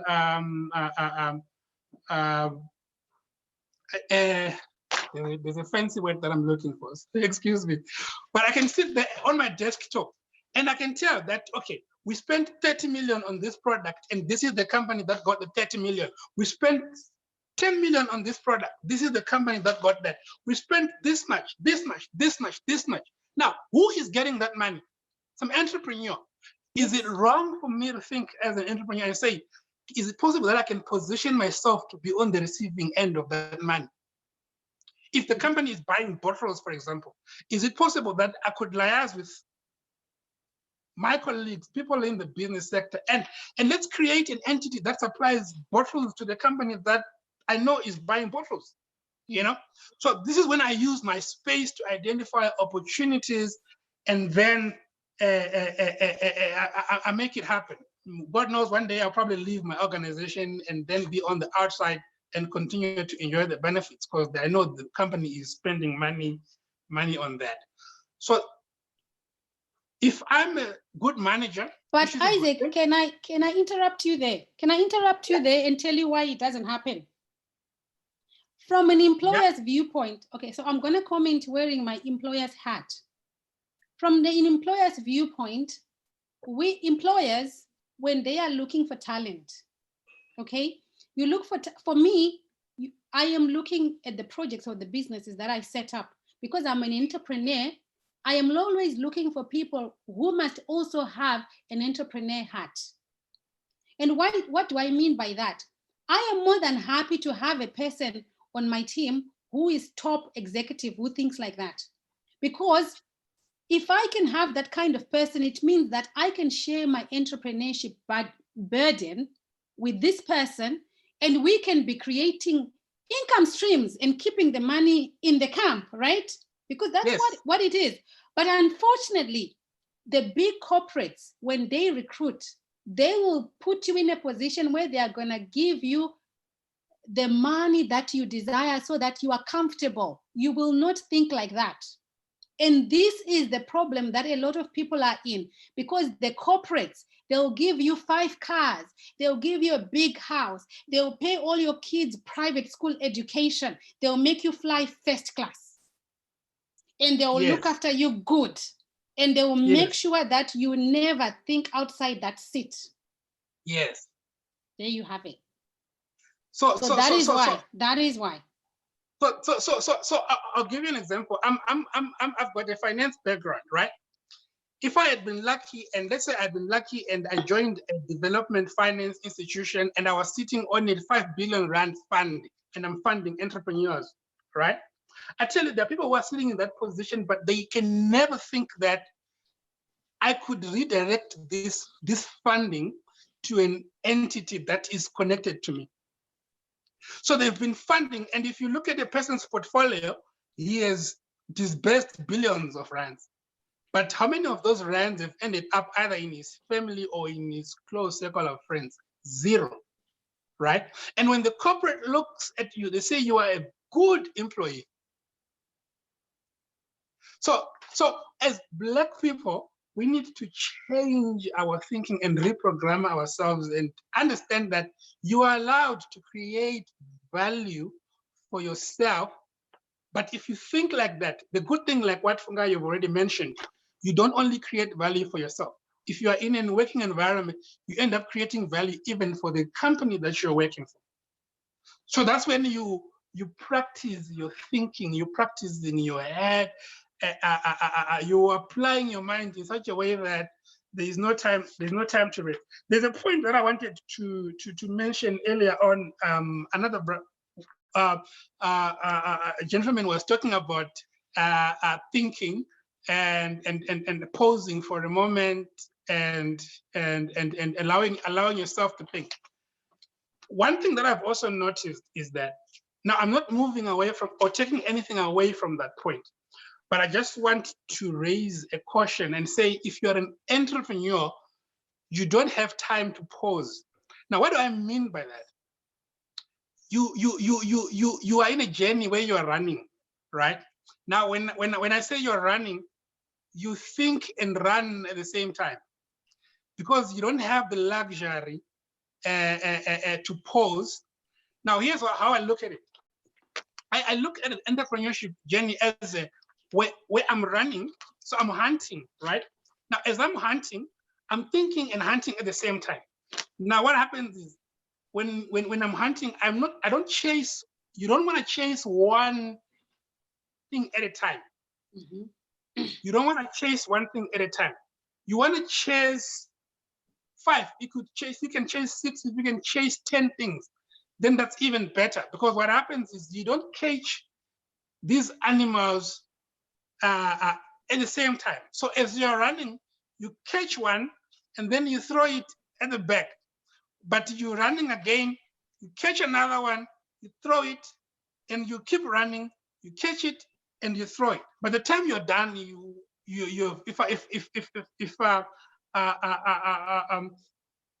but by the time you're done, I wanted to use a Shona term and say, Wabata 10 muka. Somebody please interpret for me. Mr. Moitie, can you interpret, please? Yeah, can I come into that? I think, yeah, Come good. in. That's the good time to come in at the moment. Yeah, thank you. Guys, Isaac, whatever you're saying now is going against our principles, because it's, you know, when you identify, okay, let me say this, business and whatever, family, whatever we do, yeah, it has to go with some certain rules, laws, principles. One of the principles in business is, if you don't have an overall aim, so if you get too many aims, then you are bound to fail. So the best way to do this, the way we teach it, is this way. I want to go with the whole subject where we were talking about streams, right? Remember, streams, they come from a source. Can we agree that streams, there has to be a source for there to be a stream? So before you catch streams, catch a source first. Have a source. Once you have a source, naturally, this is how I put it, your streams, they come out of your source. Now for us, our problem at the moment is we are taking sources as streams. So we end up chasing many sources, then we end up with none. But if you have one source, grab it, yeah? So you catch one animal. Now, before you chase another one, think of what can you do with the horns? What can you do with the hoofs? What can you do with the skin? What can you do with the other things? Now, this is what's missing in Africa. What can we do in between before we chase another one? But if we keep chasing this, where we are now is we've been chasing and, you know, we accumulate, we chase, we accumulate. So we are never fulfilled. So fulfillment is catch one animal, that's overall aim. Then specific aims, they come in, what do you do with that animal specifically? I'm happy we have a couple here. And I'm so happy they are so, you know, honest that the male and the female, they're actually agreeing that when they are doing this thing, the female wants now. She doesn't want this one to think. That's natural. Why? Women, they want specific things. They want now. They are short-sighted. Men, they want to think long-term, sustainably. That's the nature of us. Male, we are providers. Female, we are producers. So female, they produce now, right? So with that, take it as a business. Have a business that provides you with, you know, that's your source of income. Then have your streams of income. So Sarah, you are quite right. You remain in nursing. Nursing becomes your source of income. Now, sowing those things and the projects you were doing, the other projects you were doing, those becomes your streams of income. So let's also be careful while we are saying this, because we are mixing sources and streams. So we end up chasing many sources, then we catch none. So please, Mr. Moitie, may I come in? Let's just look at the comments from our audience. Somebody says, I don't think Isaac is saying chase different ideas at once. I think he is saying when you are running, you will see another opportunity. Grab it as you are chasing your main idea. That's what she thinks. Isaac, is that so? Somebody commented on that. Yes, I actually wanted to come in so that I ensure that Mr. Moitie understands me. I think he has missed a little bit of the point I'm making. So I'm not saying you must have your brains all over the place, like you're not organized. What I've learned in my experience as an entrepreneur is I leave home today to attend a meeting because I'm pursuing a certain opportunity. But when I'm on my way or in that meeting, right, other things pop up which are in some ways related to the meeting that I'm having. In some ways they are not. So what I'm saying is, as an entrepreneur, right, you don't limit yourself and say, because I said I'm going to make potatoes, I'm only going to make potatoes. You will say, I said I'm going to make potatoes, but wait a minute, I just realized that I'm going to need logistics around the potatoes. Now, how do I create value around logistics? Then you find out, oh, wait a minute, these logistics, there are actually other things that can come out of it. So your aim at the end of the day, remember, potatoes is not your objective. Potatoes was just a means, right?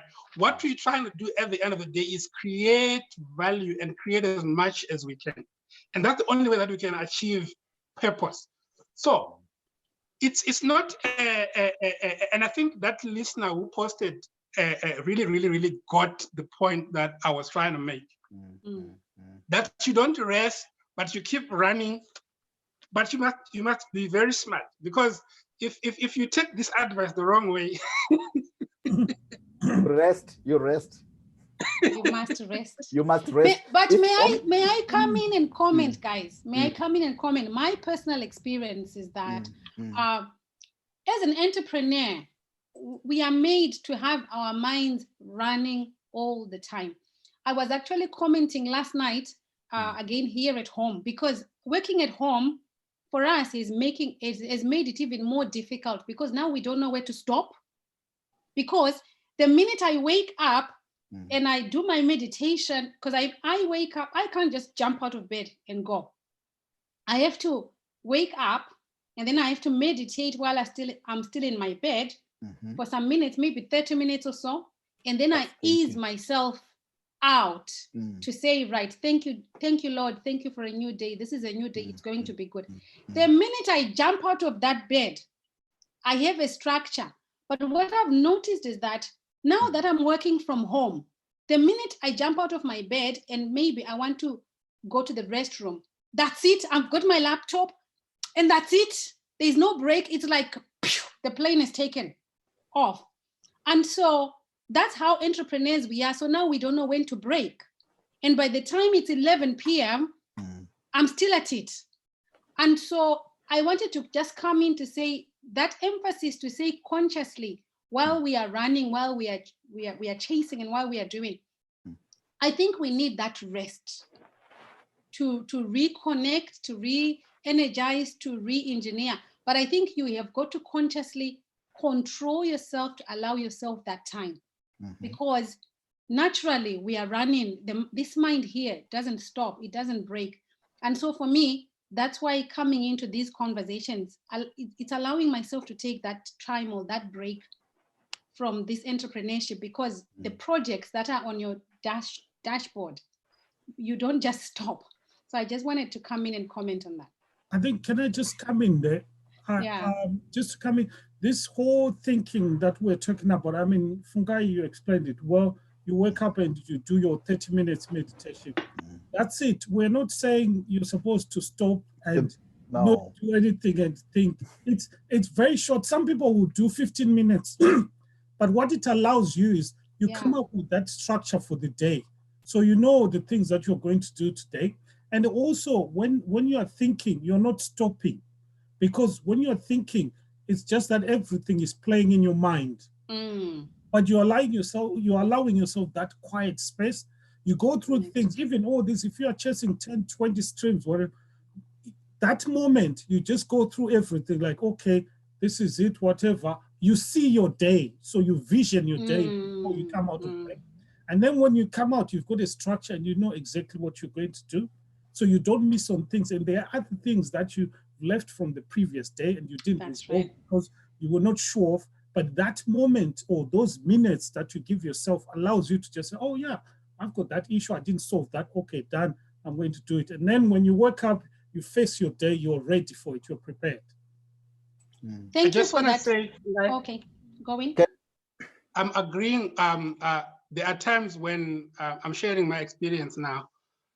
When I've woke up in the morning and I just didn't feel like getting out of bed. And I stayed in bed sometimes until 11 o'clock, right? But in most of those cases, I come out of bed with amazing ideas and solutions in terms of how to deal with some of the challenges I'm facing. And if somebody asks me, you are sleeping, but the truth is I'm not sleeping, I'm actually working, right? Only that I'm in bed. Can I comment on that, please? Can I just Please, then go we'll ahead. on to the next point, guys. Yeah. So this is what we are saying. Everything we are saying at the moment, it's hidden in the word. The word itself, creation. It just means creating action. So before you act, create the action. That's what creation means. So what we are just saying is the principle really is in Genesis 2. Before God, went into action, he rested from his work of creation. It's work. Just to create its work. So I think in a way, it's just maybe when, but the way Fungai, Isaac, you've said it, in that moment in the morning, when you just think before you. Now, most of us, maybe let me say from, if you are working for someone, do you think you really have time to think of acting, or you think of just which bus am I catching, and what time am I getting there, and I need to catch a cup of tea? That's all you think. You're not thinking, the process of, how you're going to go through your, because if you put yourself into a position of you being the creator, knowing the problem you've identified, knowing what you are reducing, this is where value is. But if you haven't taken your time from the beginning of whatever activity you're going to go into, whatever business you're going to, a project you're going into, if you haven't identified a problem you are going to be reducing, then you are just in activity. We are actually in problems, because how do we measure your value? How do we know you're going or coming back? How do you know you've reduced that problem you've identified? So the first thing that starts in your creation is identifying a problem. Once you identify a problem, it creates a need of doing something. You're creating a need. Yeah, I've identified that we are in isolation. Now I need to take, to go out, or I need to go and buy something. So that need now, you're now starting to reduce the problem. Without that thinking process we are talking about, you'll be forever in activity and no production.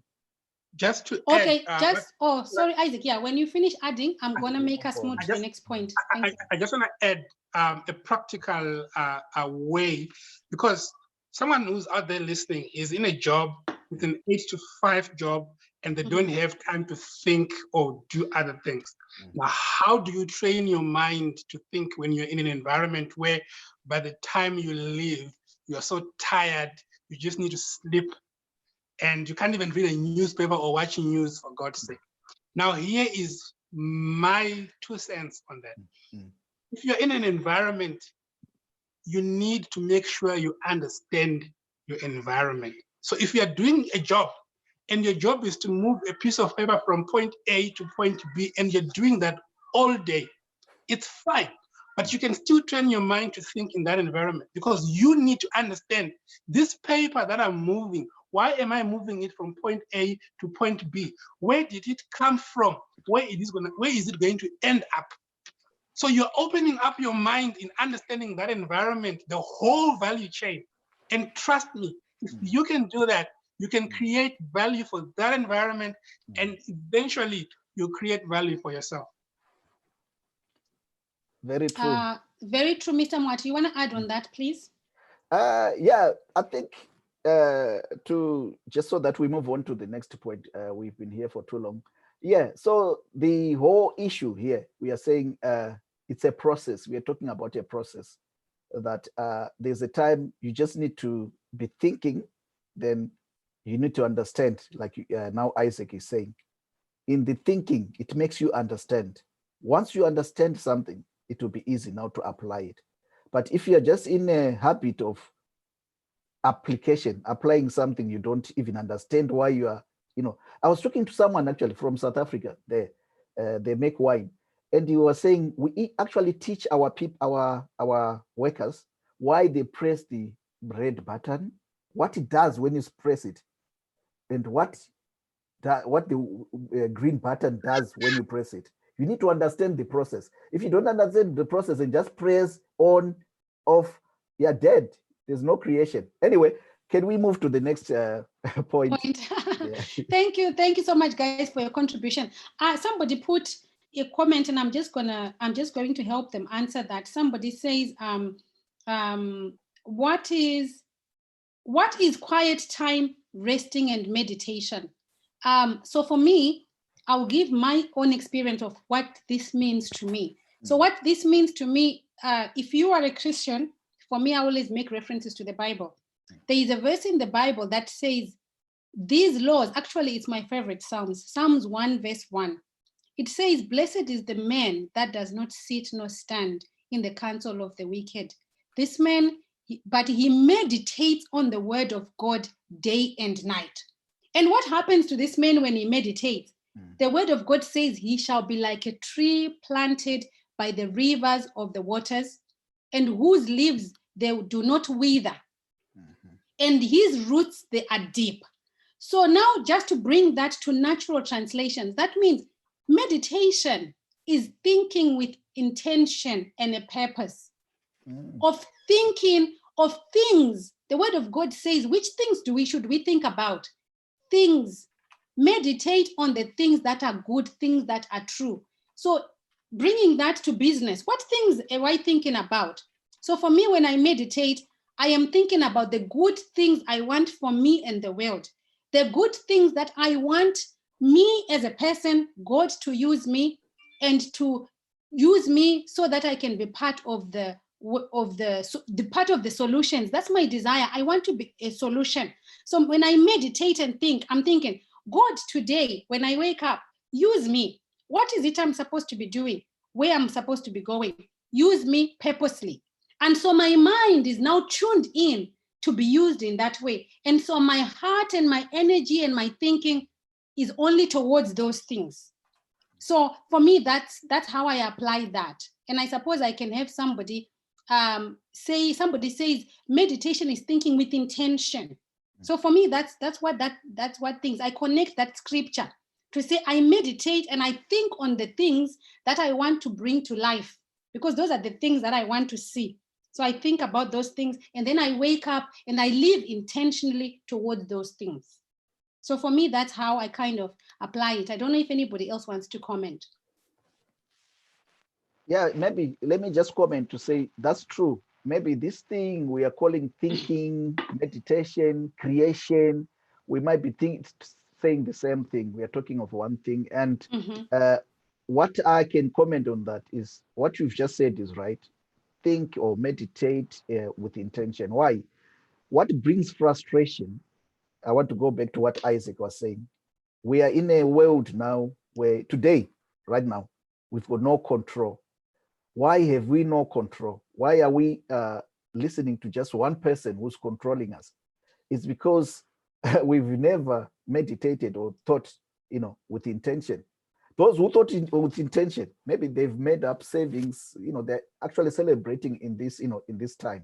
So yeah, you are right. So meditate, think with, it gives intention so that you don't get frustration when you are in terms of this, where we are now, you don't get frustration. That's right. So thank you, guys. So moving on to our points now. So what with the challenges and the frustrations that we have now during COVID-19, guys, what can we do now and beyond? So I will start maybe, what can we do now and beyond? Maybe starting to hear from, Glenn, do you want to jump in? What can we do now and beyond? What can we do now and beyond during this time? Over to you. Sorry, I was muted.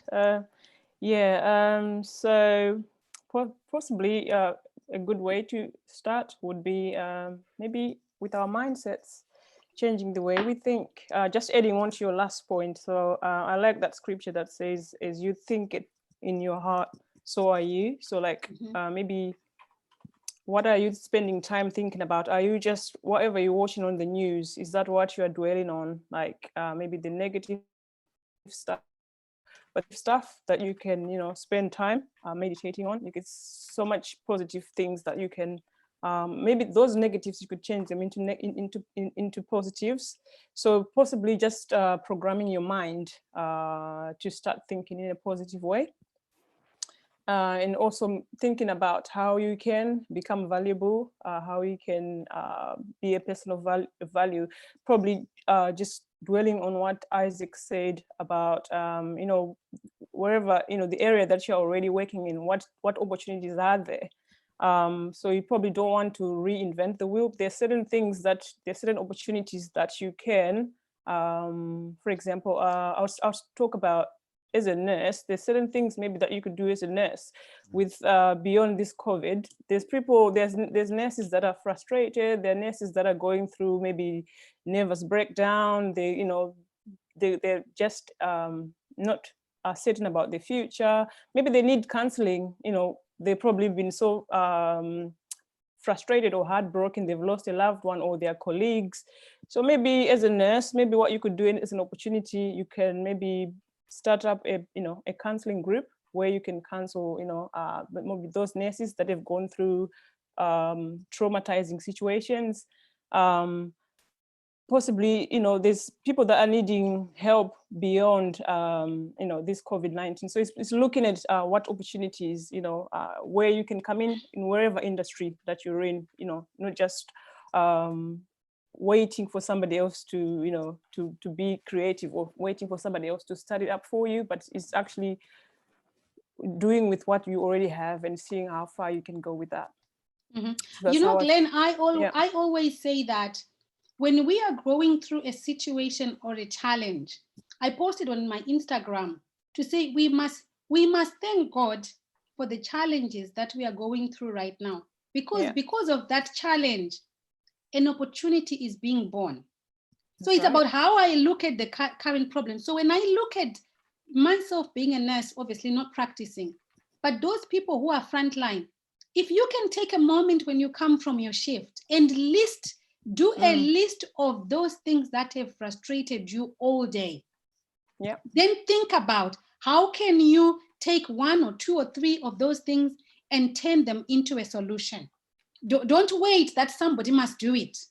The reason why you are experiencing that is because probably you are the answer to this problem. Solution. Yeah. You are the solution. So don't just sit there and feel sorry for yourself. You have not been exposed to such experiences for you to feel for yourself. You have been exposed to this because it's now time for you to take a certain step and a certain action. So I was speaking to someone who is a nurse, and they were going through a breakdown. And actually they have submitted their project to Mr. Moitie last week, because this lady phoned me and said, Fungai, I was on a shift, and only in the morning, she was on a night shift, and only in the morning she got told that, as a matter of fact, the base she was looking after, everybody has tested positive COVID. Imagine. So she said, I had to drive an hour home. She said, I got home, I live on my own, and I broke down. And she couldn't work, her mind was going, because I saw lots of messages on my phone a few days later. So I had to reach out to say, are you okay? And then I had to phone her, and she told me, Fungai, I broke down because I could not cope with the news. So my message to her was, after I had canceled her and I'd said everything, I said, look, God is trying to communicate a message to you through this experience. I personally think, if you ask me, Fungai, I personally think you must do something about the situation. How many more of you are going through this right now? And who, you are lucky you could reach out to me. Who are all these other people reaching out to? Don't you think you have an opportunity? So I left her at that. And then I say to her, I'm giving you a homework. I want you to do a list of all those things that have frustrated you. How did you break down? How did you feel? What happened? What happened? Mm-hmm. And with some days, I saw an email she sent in midnight. I forwarded that to Morgan. I said, Morgan, here's a project. Somebody can do this. So it's about really reevaluating and saying, with these problems, like you're saying, Glennis, what is the message? Because there is an important message buried in these challenges. Yeah, God will never give us a challenge that we're not able to handle. Yeah. Absolutely, absolutely. I think that's where the problem is so far. I've been trying to put this to people, because with Dream Blazers, we begin with your story. We always say, tell your story. And in your story, don't tell us the good things that happened to you, but tell us that what I've just put to here, that what you suffered.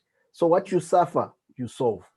So like we are saying, but I think to us, it doesn't come that way. We don't think that we are made to suffer so that we are made to solve that problem. We think we are made to, we start complaining in the suffer. Yet this is an opportunity presented to you as a problem to you. So I think mentally, in mindset, it's a challenge to many people. So to say, because this purpose you are looking for, in many ways, it's what you've suffered when you were younger. That's right. And Isaac, you wanted to comment? Over to you. Yeah, I just wanted to say that those who practice religion and they preach, they always say that the best sermon is when you preach an experience. Lived experience. And the same concept actually applies in business. So you find that a lot of us run into this challenge of saying, I've been a nurse my whole life. But then when I want to get into business, I want to own a taxi. I want to own a taxi. Well, what do I know about taxis? So opportunities actually lie in the area that you have been experiencing over the years. That's where you can identify real opportunities. And when you pitch those ideas, you'll be very convincing. Even if you have to convince a funder, you'll be very convincing because you are sharing an experience. And Isaac, over to you. Somebody is questioning then, what can we do to alleviate the problems that are emanating as a result of COVID? So I have given one example. Maybe you can go ahead and give another example. Well, I wanted to say on that, one thing that we need to be realistic about is that there are no miracles when it comes to these issues. There are no miracles. And I would like to believe that the whole panel agrees with me when I suggest that this conversation was never about advising people to leave their jobs and suddenly start businesses. It's just about, the idea is to influence a different type of thinking that says, have I been doing enough? Am I doing enough? And what ideas can I explore to create further value within my area of influence? And if I can go outside as well, and what ideas can I explore to create secondary streams of income? So to answer that question directly, what can I do? Now, there are two things. If this person that is asking me this question is in a job right now and is working, probably sitting at home today because the industry is closed, I might not have a solution for you to fix your problem today, but I hope out of this conversation, you are able to come out with a different way of thinking that says, even if the challenge is to come another way, another time, I'm better prepared because I've been given tools in terms of how I should think. But for those people that are currently running businesses in South Africa, for example, the government itself has put in place a number of measures to try and alleviate the financial burden that this crisis has created. And these measures are coming in the form of funding. So a number of institutions are already available and they've got funding solutions. Which conversation we can take offline? I hope, Fungai, you can share with your viewers my contact information if they are in South Africa. We can always have an offline conversation around what type of assistance they can pursue, because that is always unique and specific to your circumstance and the type of business that one is currently running. Yeah. Thank you for that. And I wanted to add as well, Isaac, that you are leaving out an important point to say, again, because it's our nature as human beings and as communities to want to focus on complaining. Actually, in South Africa, this program of funding has always been there. This funding program didn't start with COVID. So Isaac, do you want to expand on that? The opportunities that are there, but because we don't tap into them for whatever reason. So South Africa is a developing country, and the government here has done very well in terms of promoting entrepreneurship. In fact, when they make their political statements, it is strongly believed that small businesses create the greatest number of jobs compared to your big corporates. And if we're looking at growth in the long term, a lot of new jobs that are going to be created are coming out of the small business sector. So the government is very, very strong in terms of supporting small businesses. And in the South African context, Black-owned businesses. There is actually a whole department, or should I say ministry, that has been set up just to focus on small businesses, and they call it the Department for Small Business Development, with a minister on top that is just looking after that space. So there's a lot of information that people need to acquaint themselves with, and that is the space that I play in. So I create a linkage between the people that are running businesses and the funding that government is providing to help those people. Because in most cases, someone is running a business, their focus is normally on just running the business. When it comes to growing it and funding it, they've got no idea who to call or where to start. And even if they were to find the information, they don't even know how do I put the information together to respond to that. So that's the work that I personally do. And if anyone is interested, when I have an offline conversation with me, we can always engage and talk about it outside of this platform. Also, Okay, thank you so much for that contribution, Mr. Moitie. Yeah, Isaac. Also, I think wouldn't be the challenge being the access? Yeah. So is it not the funding is there? Now we know it's there. Can you tell us a bit about accessing that funding? So when it comes to the issue of accessing funding, not everybody who dreams of a business or want to be an entrepreneur will always access funding. And the reason why you don't access funding is because here they use the term, you are not funding ready, right? So in other words, as you go through your entrepreneurship journey, you're actually going to realize also that because not everyone is funding ready, a lot of wannabe entrepreneurs are also going to be frustrated. Mm-hmm. And because a lot of time we paint a picture that you come up with an idea, you want to start a business, you approach someone for funding, then you get funded. And it's not as easy as that. So and how do you become funding ready? Again, you're not born with that skill and you don't learn it from school as well. So you need to be able, in South Africa, there are a lot of places where one can go and start learning the skill. Talk to people who are working in the industry. Find out what agencies as the government set up even also to try and help people to become funding ready. But remember that the entrepreneurship journey is not for people who are, I don't know what's the word, who are so bad. It's not for sissies. Sometimes you're better off waking up and going to work and getting paid. Fungai. But again, that's the way it is. Fungai. Yes, Mr. Mwat. Can I be a bit silly here? Can I please, can we speak to Sarah? There's something I want to know from Sarah so that we connect also with the UK clients. Mm-hmm. Sarah, I don't know, but this is what I read. You got funded and it was a project you were doing. So can we maybe talk about that? Because people, when we talk about funding, because this is where funding has always been there. People like Sarah, they've took advantage of that. Even the digital technology, you've been ahead of all these things. Can we talk about funding and what is it about funding, especially in your environment where you were as a nurse, as a midwife, and how does this go?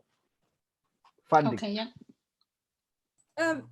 Well, the funding element was in two parts. Mm-hmm. So the first funding element was to carry out a national research project, which I did. And that required for me to travel all across the country, collect data about statistics of women, Black women who have had bad experiences in maternity care or who've not made it, and engage with the families, the bereaved families themselves, and then come up with themes about what are the current problems that women are facing within the country. So that was phase one. Phase 2. Sarah, may I just connect, guys, to say that somebody has asked a question. How to become funding ready, gain knowledge from the people in the industry. You need strong muscles to be an entrepreneur. But what I want to say is this process that Sarah is explaining is part of being funding ready. Because when people have asked us, Dream Blazers Academy, what do we do? This is exactly what we do. We help you to become funding ready, because you may have an idea, you may have the best idea in the world, and you may have the best things that you want to do, and you may have the highest of passion. But if you are not ready in terms of your packaging, how you are packaged, if you are not ready, not having done the first piece of work that Sarah has explained, to say she had to do the research. Some people just want to have an idea today, tomorrow they want to be given money to do it, and they don't want to be accountable for the money. They just want. So I just wanted to bring in that point to say, somebody asking on the chat here, please listen keenly, because this is what it means to be funding ready. So Sarah she identified a problem. Once she identified a problem, she had to do the work, to do the research, to validate her idea. She had to do the research. And Sarah, may I ask you a question? While you were doing this, was somebody paying you for your time and all these things? No, you have to sacrifice. It's one of those things where people think, I have to have the whole cake and eat it all. You can't. There's some element of sacrifice. I had to sacrifice my time to be able to do most of this work. I had to go out, my travel time, some of the expenses weren't really I couldn't put them down, but it was a real commitment of, this is the problem I've identified. And also being around people that gave me the confidence and the boldness, which is what the Dream Blazers will do. And obviously I've got this amazing man beside me who can help you to go on that journey with full confidence and say, like you're saying, to be funding ready. Yeah. So that was phase 1. Phase 2 then required for me to take my work to number 10 Downing Street and say, Boris and your advisors, this is what I have discovered. This is what we need to solve the problem from a national perspective. And it was an easy check to be written out for nearly £1 million. Wow. Well done, Sarah. And I think, so you need to be, can we clap hands for Sarah, please? Clap hands for Sarah. So Sarah identified a problem. She then identified the right group of people to work with her to make her funding ready. Yeah, so it is not about the idea. We all have got ideas because we are creatives. That's what we've said, right? We are all creatives. Yeah. But who is helping you shape your idea so that your idea, when it is seen or heard by the person who is the purse string holder, the funder, they don't want to give you money that you pay it back, no. But your idea must be valid, and it must be convincing that they must put money against it. And when they have done that, they also want to make sure that your idea, it's either it's a scalable idea, or it's an idea that is going to solve the problems on a bigger scale. Let's say, for example, in Isaac's case, job creation. In Sarah's case, reducing the problems in the NHS. Now, that's a grand idea. But if you don't package that idea correctly, and if you are not positioned correctly, you are going to go to the grave with your idea. And I think this is where we have the biggest challenge in our BME communities, because while we have got these grand ideas, Isaac can vouch for us as well here, that people are struggling to understand the concept that you do not have to be doing something because you have to get paid for it. There is a different concept that you have to be doing something because you are solving a problem and creating opportunities. So they're solving the problem solving and the creation of opportunities is the space where we as BME are missing, because we are just ready to be working day in, day out. We are not ready to pause and stop look at our problems and think about how those problems can be solved, and understanding that we don't have to solve these problems with money from our pockets. The government has already got funding set aside to manage these problems, but they want people who are funding ready, who can be used to solve these problems. Yeah, Isaac, over to you. I just want to add, Fungai, and say that also, if you need to have a very strong character or heart if you're going to be creating or coming up with ideas. In other words, you must be ready to have your idea critic. Oh, definitely. In other words, present your idea, let someone shoot it down, and then motivate that your idea is correct and it works. So a lot of us, the first sign of critique is problematic because we can't go on if somebody has criticized the idea. And if Sarah could take her idea to 10 Downing Street, trust me, I'm sure, and I wasn't there, but I'm sure she had a panel of critics there for the idea, and she had to stand for it and prove and convince people that this idea actually works. And the work that she put in there to bring it to the point where she could present it to Downing Street, we call that sweat capital. So that's when you put in your own hours and your own sweat and nobody is paying you. And you're not even guaranteed that you're going to get a return out of that sweat capital. So you must be prepared to lose. It's all in, whatever happens. Can I just add something when Isaac's done? Yeah, you can go in, Sarah. It's clean. Yeah, so I was just going to add to what Isaac's saying. That I think is beyond. I think it goes back to why are you doing it? It goes beyond a monetary value on it. I think it's the drive behind why you're doing it. Are you reaching out to help people, or is it just for personal gain? I think it goes beyond personal gain. That's when I think you gain more results, when it's about other people, when it's about helping other people. So I believe, it's beyond self-gain. So you have to be able to reach out to a wider a number of people, because I think most of us are just looking at what, how much money can I make? It's about me. But when we start thinking beyond me, I believe that you won't even chase money, but money will probably start chasing you. You probably get more opportunities being presented to you that way. And I think that's key, Glenn, because that's a message that used to come across from yourself and Morgan and Fungai a lot, and Parra here, that money will follow you. Okay, you start on the passion. The passion is driving that creation, yeah? And along the way, the result will come, but it's not going to be instant. And I think that's the concept with business. You're not going to get your turnover of 6 million rand or 6 million pounds the day after you start it. There's going to be a period where you have to put in the work before you start getting the rewards.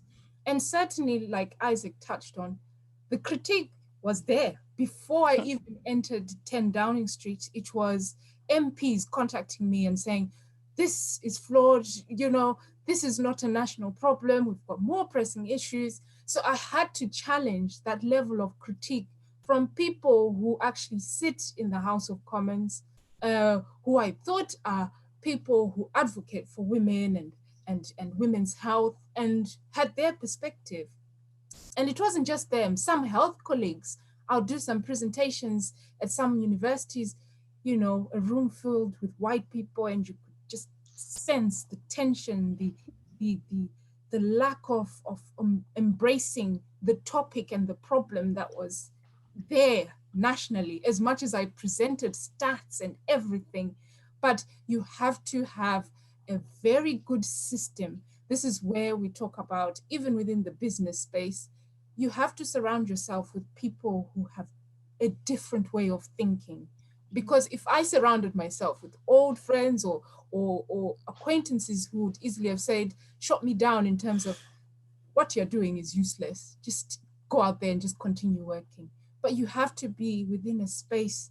I tooled myself with Para here, with the Dream Blazers Academy, with Fungai and friends who had that strong, support of keep going, keep clapping your hands as you're going, keep on finding the inner strength to keep going. And that's the same in business. It's not easy. And certainly, Isaac, you said it, it's not for the faint-hearted at all. But you have to surround yourself with the right people and right platforms, certainly. So, yeah.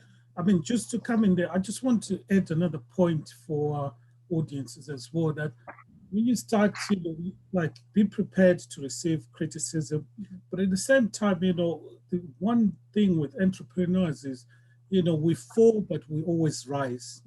So, I've got an example of, one guy, I don't know if you guys know him, he's called William Sachit. He's doing, he's solving the last mile delivery, automatic, driverless automatic cars. And when he went on to Drago's Den, he presented an idea. He had electronic bins.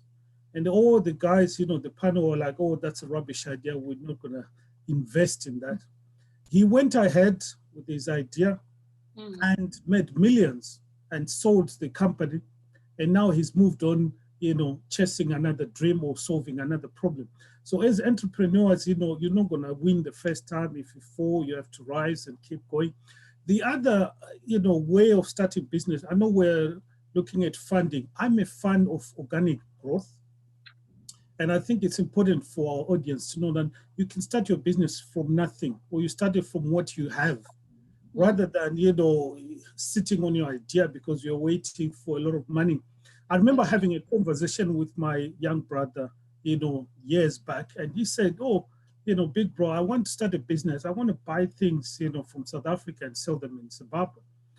But, I need an office. And I said, you've got no money, so you want me to pay for an office. And I said, what are you going to sell tomorrow in that office? It's like, no, but if people see me in an office, then they'll take me more seriously. I was like, no, the money that I can give you is the money to buy your stock.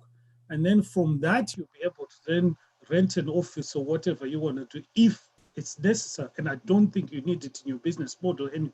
So I think it's important to look at that you can get funding, and you can also get, there's organic growth where you start from whatever you have, 10% of your paycheck, put it aside, use that money, and then grow your business. Thank you so much, Mr. Chitongo, for that. Isaac, you wanted to add something? I just wanted to agree with Mr. Chitongo on the point that he has made, that if you're gonna get into business, you must know that it's also possible that you will not succeed, right? And you must prepare yourself for not succeeding, because only if you're prepared for not succeeding are you able to rise and try again. You're not going to go and lock yourself up in a cocoon and say, this thing is difficult, I can't do it. But also I wanted to say that an idea, the fact that your idea, the source of the idea, your idea must convince you. If your idea convinces you, half the job is done. The next thing is convince the next person. But if you're not convinced yourself, then it's going to be way, way too difficult to convince the next person. So in other words, you must believe in the solution that you're talking about. You must believe in the idea. And then once you're convinced, chances are more people are going to be convinced because you're convinced. And then in terms of the episode, also Mr. Chitongo mentioned the fact that sometimes you may grow organically. From a funding point of view, what you are prepared to put in your own ideas is sometimes an indication of how much you believe in that idea. So a funder will always ask you, how much are you putting in? Before I commit my money to put into your idea, how much are you committing? So the level of risk you're prepared to take sometimes it's a function of how great you think your idea is.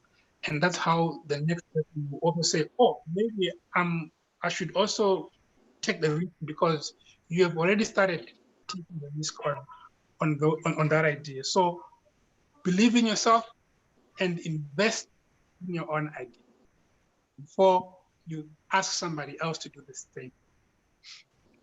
Thank you. Mr. Moitie, you wanted to comment? You've got your hand up.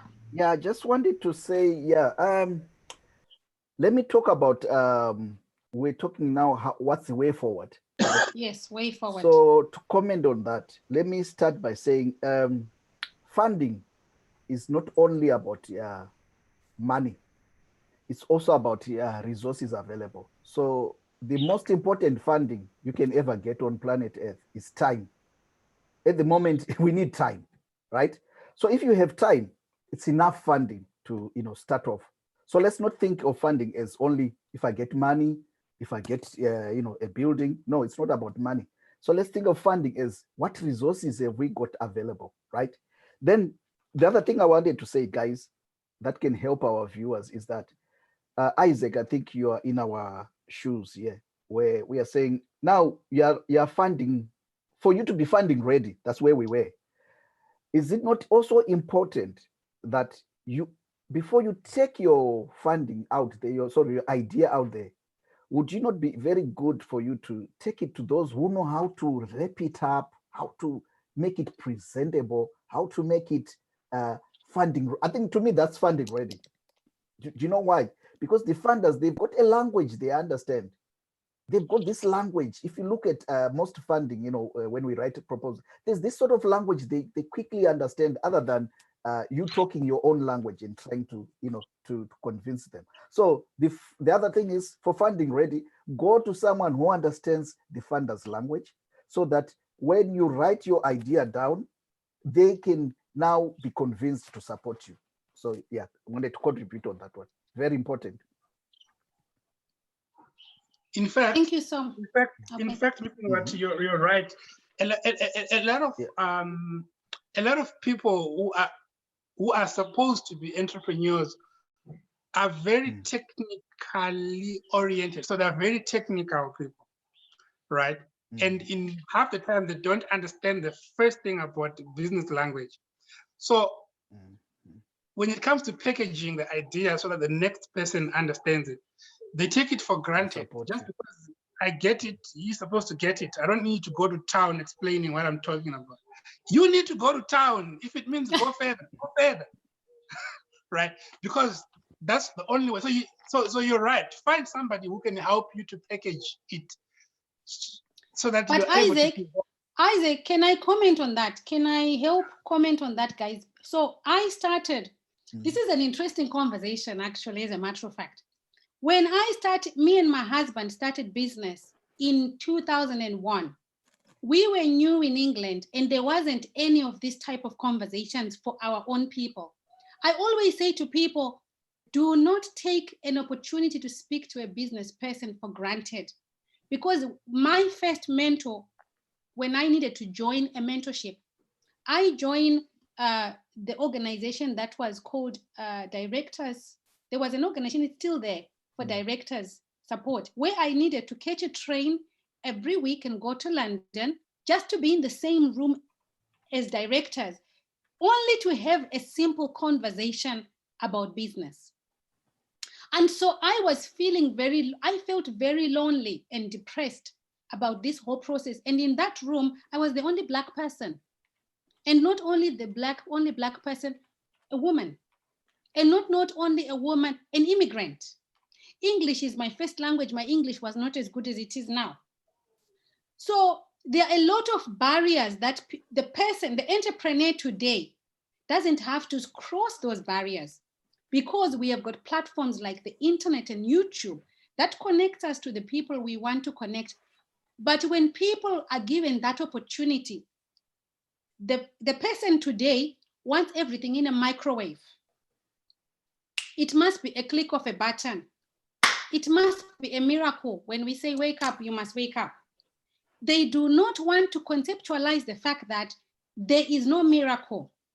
And if you've got a savvy entrepreneur like this panel we have today, where people are actually taking their time to have a conversation, it is valuable time that is worth to money. Now, the two things that today's person doesn't want to do is to invest time and money into things that is going to transform their lives. They are willing to spend thousands on clothes and shoes so that they can look pretty on Instagram, but they are not willing, Isaac, to spend the money and the time. I always say to people, the higher you go, for you to belong to a network of people that are going to add value to your life, it costs a lot of money just to be on the same table as them. And so if you are not willing to sacrifice your time and your money, you ain't going nowhere slowly. It is that simple. So I just wanted to add that on this point to say, today, the person will say, oh, that information is available on YouTube. Why should I pay? And then why should I pay a mentor? Well, you should, like Isaac, you've rightfully said, because that person is going to give you access and they are going to position you. That's what you are paying for. Can I add on to that? Yeah. I'll put it in my, in my concept. Yeah. I always say to people, you've got a house, an idea, a house you want to build. For some reasons, they don't allow you to go and draw that house for yourself. For some reasons, I don't know why. They need you to go and see an architect. And for some reasons, this architect, he knows exactly how to bring out that image, from your head. Then there's something also that happens. The people who read the plan, they are not you. It's the builders. Absolutely. And these builders, for some reasons, they are made to understand to read a plan. Yet you, the owner of the house, sometimes you can't even read a plan. I can't read a plan. But the builders are made to read a plan. So for some reason, these three, it's a process, like we are saying. This process, people, they don't understand that for us to achieve action, there has to be that process of you thinking. That's why we called you a creator. You create, in your thinking, you rest. We're going back to Isaac, what we were saying. Rest in your thinking. How do you rest? Maybe that is the question. We rest in our instruction. We have to instruct the writer, the architect, what we want to see. Once you instruct the architect and gets it right, for some reasons, those who read it, it will be easy. They can read it and they can build that house you want to see. So it's a process that needs to be followed. You've got an idea, maybe I want to share with Sarah as well, because I'm so keen on knowing Sarah's idea, because she already lives in the future. They've used tools already, the digital tools that we are going to use now more in the future. So I wanted to know, Sarah, how did you wrap this before you went to 10 Downing Street? Where did you go to get this, your house written down into a proper plan that Downing Street was able to be convinced to run with your vision? So you mean as in actually writing the project down? Yes. How did you get this project into, how do you know about objectives? Where did you know about outcomes? Where did you know about, that language? Where did you know about that? Where did you get that language? How did you construct that? Because I don't think it was just, you thought, I've got a good plan. Then you wrote the plan down. Then you went straight to Downing Street. Because when I read the whole project, there's a language that is well detailed in there. That language is the one that convinced those who want to fund you. So maybe just to share, how do we do this? We got an idea. You had this you identified a very good problem. Maybe let's start with the problem just quickly, because I think Fungai, she didn't finish her problem when she was saying, what problem did she identify, and how did she develop the project, the problem, until it came into manifestation? Because what I'm thinking personally, I'm looking at, this is the future. What you were doing, that's the future. This is where we are going. If we are talking anything about where do we go from here, we go where Sarah was in her project. Okay, so the problem was, from a clinical perspective, there was quite a challenge because some of the obstetric emergencies that occur when someone is giving birth or just after childbirth, they're very rare. So when you are faced with the challenge, so I'll give you a practical example. For me, as a practicing midwife of over 15 years, I hadn't seen one emergency where the baby's shoulder can get stuck. So when you're faced with that challenge, because it affects 0.6 something % of the population, so it's very small. So your chance of coming across it is very rare. So what I then had to do was, how can I best equip staff to be able to manage these challenges when they come in their rarity, okay? Because at the end of the day, you've got a mother's life and a baby's life on the line, and you've got 3 minutes to solve that emergency. And as much as you're within a hospital setting, yes, you've got doctors around, but you are the main contact person when these emergencies occur, and your response is critical at that time. So the solving tool that I came up with was, if students were to be able to see a real visual internal picture of what's happening.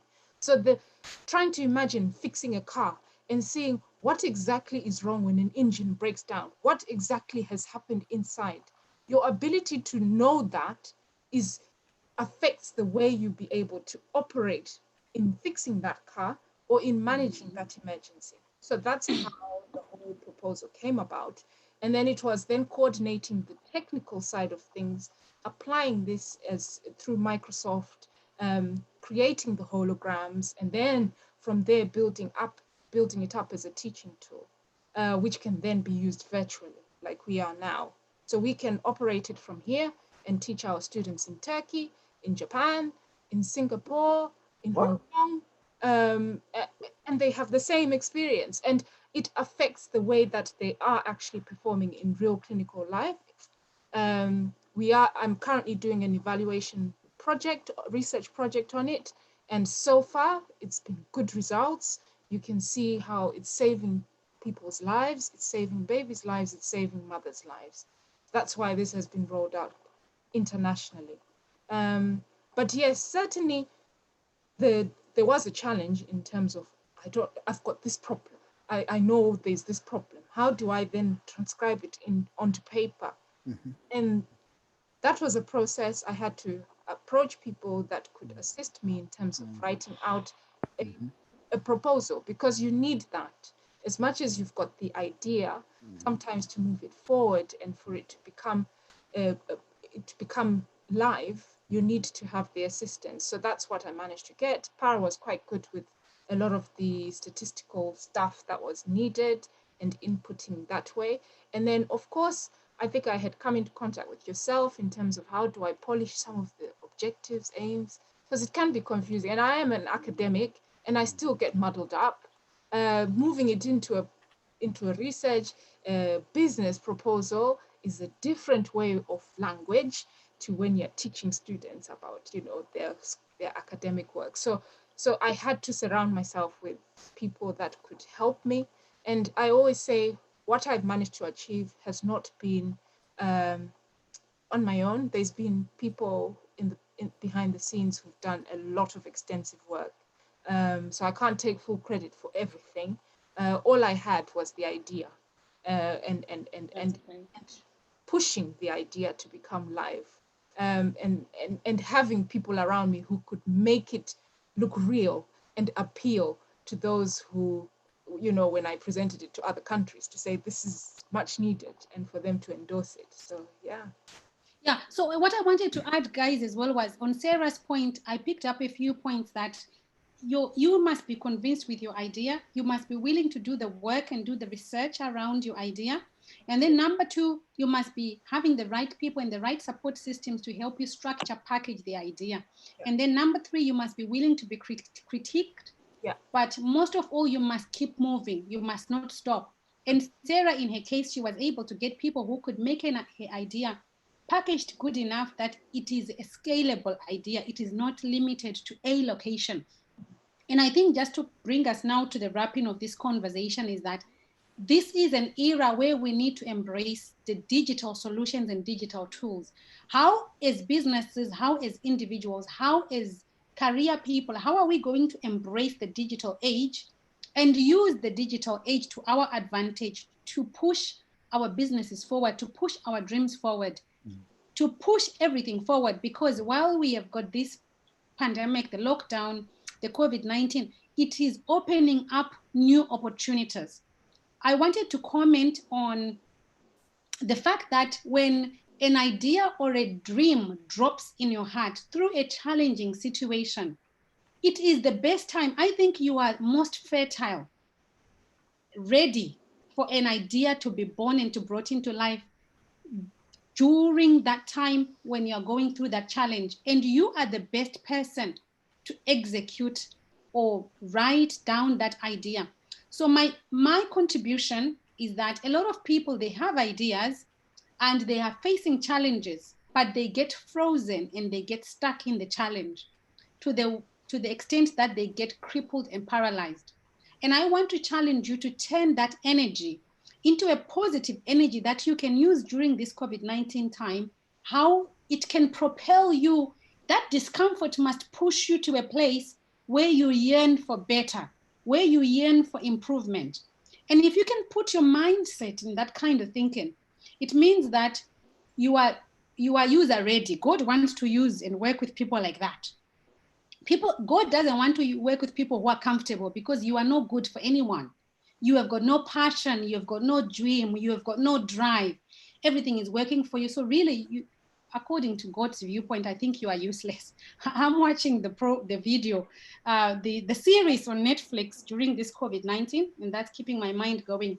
I think it's called what is the film called? It's a it's a film based on the Bible.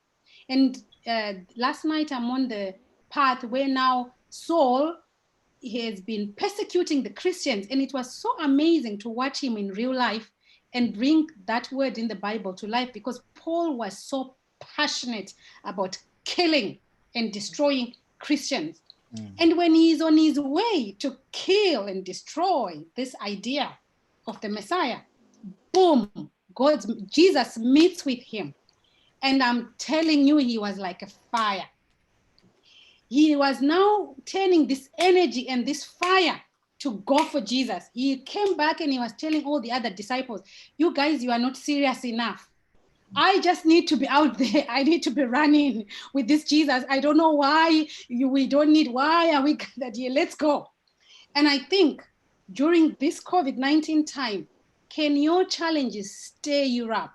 Can they stir you to a place where you say, enough of this? How can I move forward into my purpose? How can I move? Let it propel you to what you want to do. So while we were on that, I was going to say, guys, I was in a place 5 years ago. I visited India and I got so sick. I was so scared to be admitted into hospital. And I remember my hotel room being turned into a hospital. The doctors, the nurses, my husband was so scared to death that I cannot have my wife admitted in hospital in this India. That was my second day. I had got an infection, which I didn't understand whether it was food poisoning. I don't know what it was. I was dehydrated. I was flat out. And I remember it was during that time, like Parras was saying, I looked up in the sky in that hotel room and I thought, hang on a minute. What an excellent service I have received in this country, where I could have my room turned into a hotel. Now there's an opportunity, an idea was born. For the 3, 4, 5 days that followed, me and my husband, we did not sleep, trying to think, how can we introduce this kind of a service? This was 4 or 5 years ago. Now, can you imagine it has taken us that long to create a solution, work on it, try it out? And the solution I'm talking to you about is the solution called Checkup Health Services. And this service, we have struggled to make anybody understand the idea. Initially, when we had the idea, we wanted the idea to be a solution that solved our own problems as diaspora. When we look after our loved ones back home, we cannot track or find their medical records. We cannot, your mom will go to a doctor today. My mom was a good example. I don't have one place where I can find her medical records, and that was frustrating. So we went and attended all these conferences and everything, and everyone from so many years trying to make anybody understand. Nobody understood the idea, okay? So during this COVID-19, I was sharing with the Dream Blazers, in the first week of the lockdown, we had been trying to get our technology approved for use.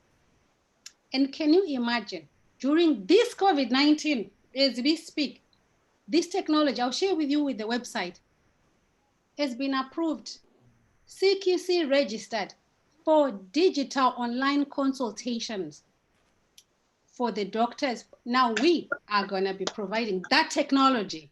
It's not in anybody. Now, can you imagine that? But this idea was born before COVID-19. So what is my message? My message is very simple, is that you are put in an uncomfortable position for action. It's not for us to feel sorry for ourselves and cry ourselves to death. As a matter of fact, the world doesn't care, if I'm honest. But you have got an assignment which you are failing to grasp and understand that you are on a journey to creating something amazing that will change people's lives. And now as you focus on solutions, don't worry about the money. The Bible says, don't worry about what to show, eat, what to show wear. Simply because that shouldn't be our focus. Our focus should be solutions. So during this COVID-19, somebody may ask me, Fungai, what should I be doing? Look at the problems, list them down, and pick a few of those problems and start thinking about how you can be a solution. We are not saying leave your job, just like Sarah, in that career, in that job, in that whatever way you are. Can you stop feeling sorry for yourself during COVID-19 for our sake? Just to come Somebody in, wanting to comment, yeah. Just to come in, and I agree with you totally that challenges begot ideas. So ideas come from when we're challenged. We have, I sometimes listen to interviews, Oliver Mutuku's interviews online, and there's one statement that he always says in almost every interview. It goes something like, "You are the only."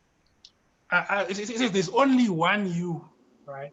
There's only one you, and there is no better vision than you. Why am I saying this?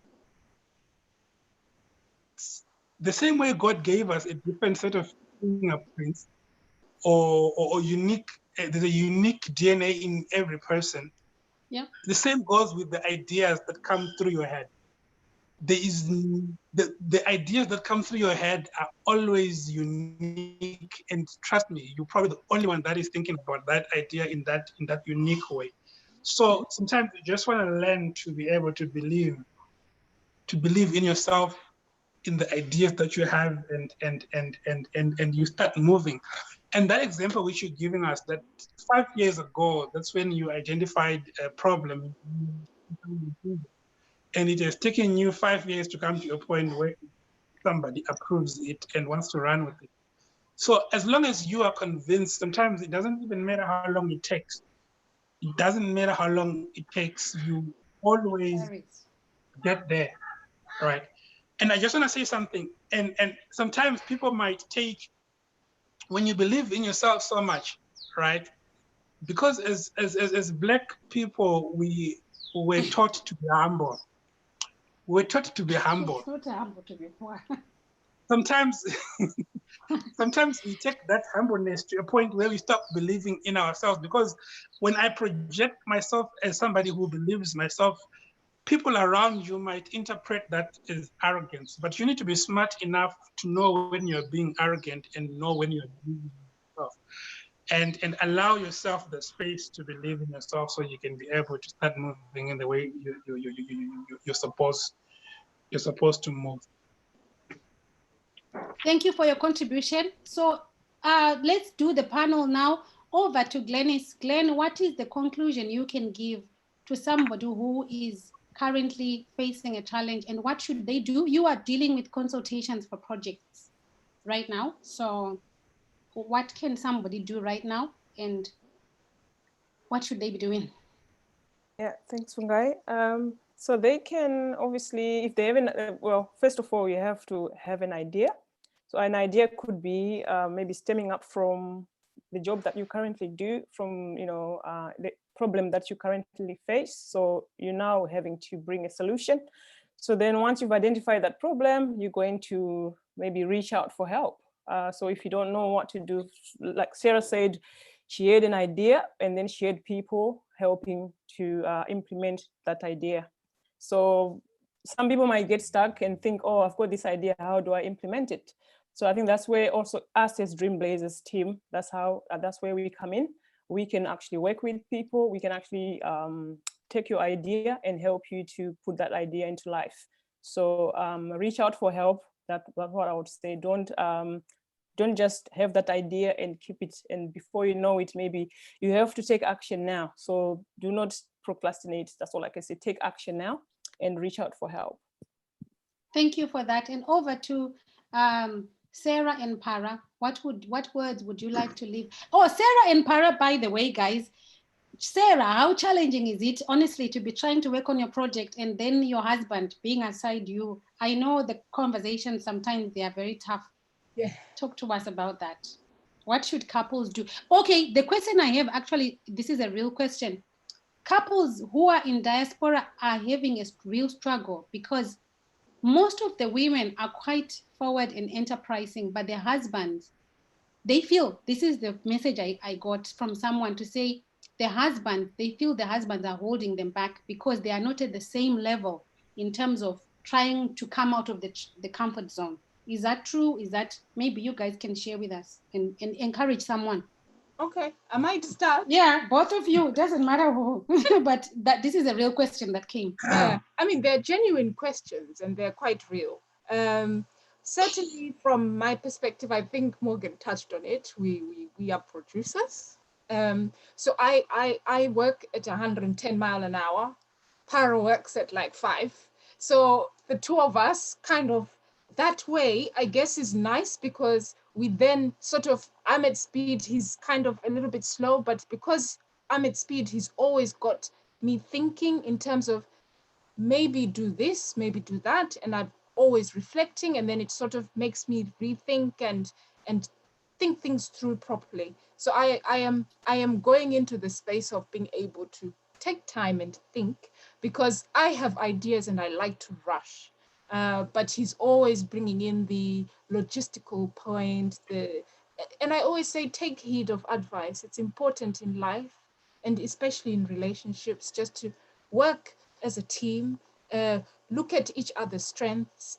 He knows I've got strengths which I have in the ability to motivate the team and grow the team. I know I can't work without him in the way he coordinates and is operational in the way the business functions. So the two of us make a great team. But I always say, don't be too negative. When someone has their way of thinking and their speed of thinking, it's not a negative. Some people are very logical in the way they perceive things, which is great because it avoids you from crashing, shall I say? That's right. Which you've done successfully a number of times. So it's about working and taking on advice and trying to continually work together as a team, and obviously trying to embed yourself in the word. I'm a believer, and I always reflect back into the Bible about what is a woman, and that element of being submissive and things. It's not easy, but it's work in progress continually. But certainly working as teams is essential. Mm-hmm. Thank you for that contribution. Over to you, Isaac. What message would you like to leave for people who are feeling stuck right now and having challenges? What's your word of advice? Hello, I was going to speak on. Oh, sorry, Para. I thought, okay, I left you out. You were speaking. Yeah. Go ahead. That's the thing. So yeah, I mean, it's always a challenge when couples have to work together. But I think one of the important things is to realize that you are different. And I think it's to reflect on yourself and say, what are my strengths? What are my weaknesses? Right? Where do we complement each other? You know, and I think we are fortunate in that, like she said, she moves at 2,000 miles per minute, and she can, I know cars may do 0 to 60 miles per hour in 6 seconds. She'll probably do that in a second, which is fine. So we will get to the next stop, in a few seconds. And then I'm more, slow, and, and I think I have to share a fact anyway. The male brain is 14% larger than the female brain. But it doesn't mean that men are smarter than women. For some reason, that 14% is probably just water, but I don't know. or the female brain is much more efficient.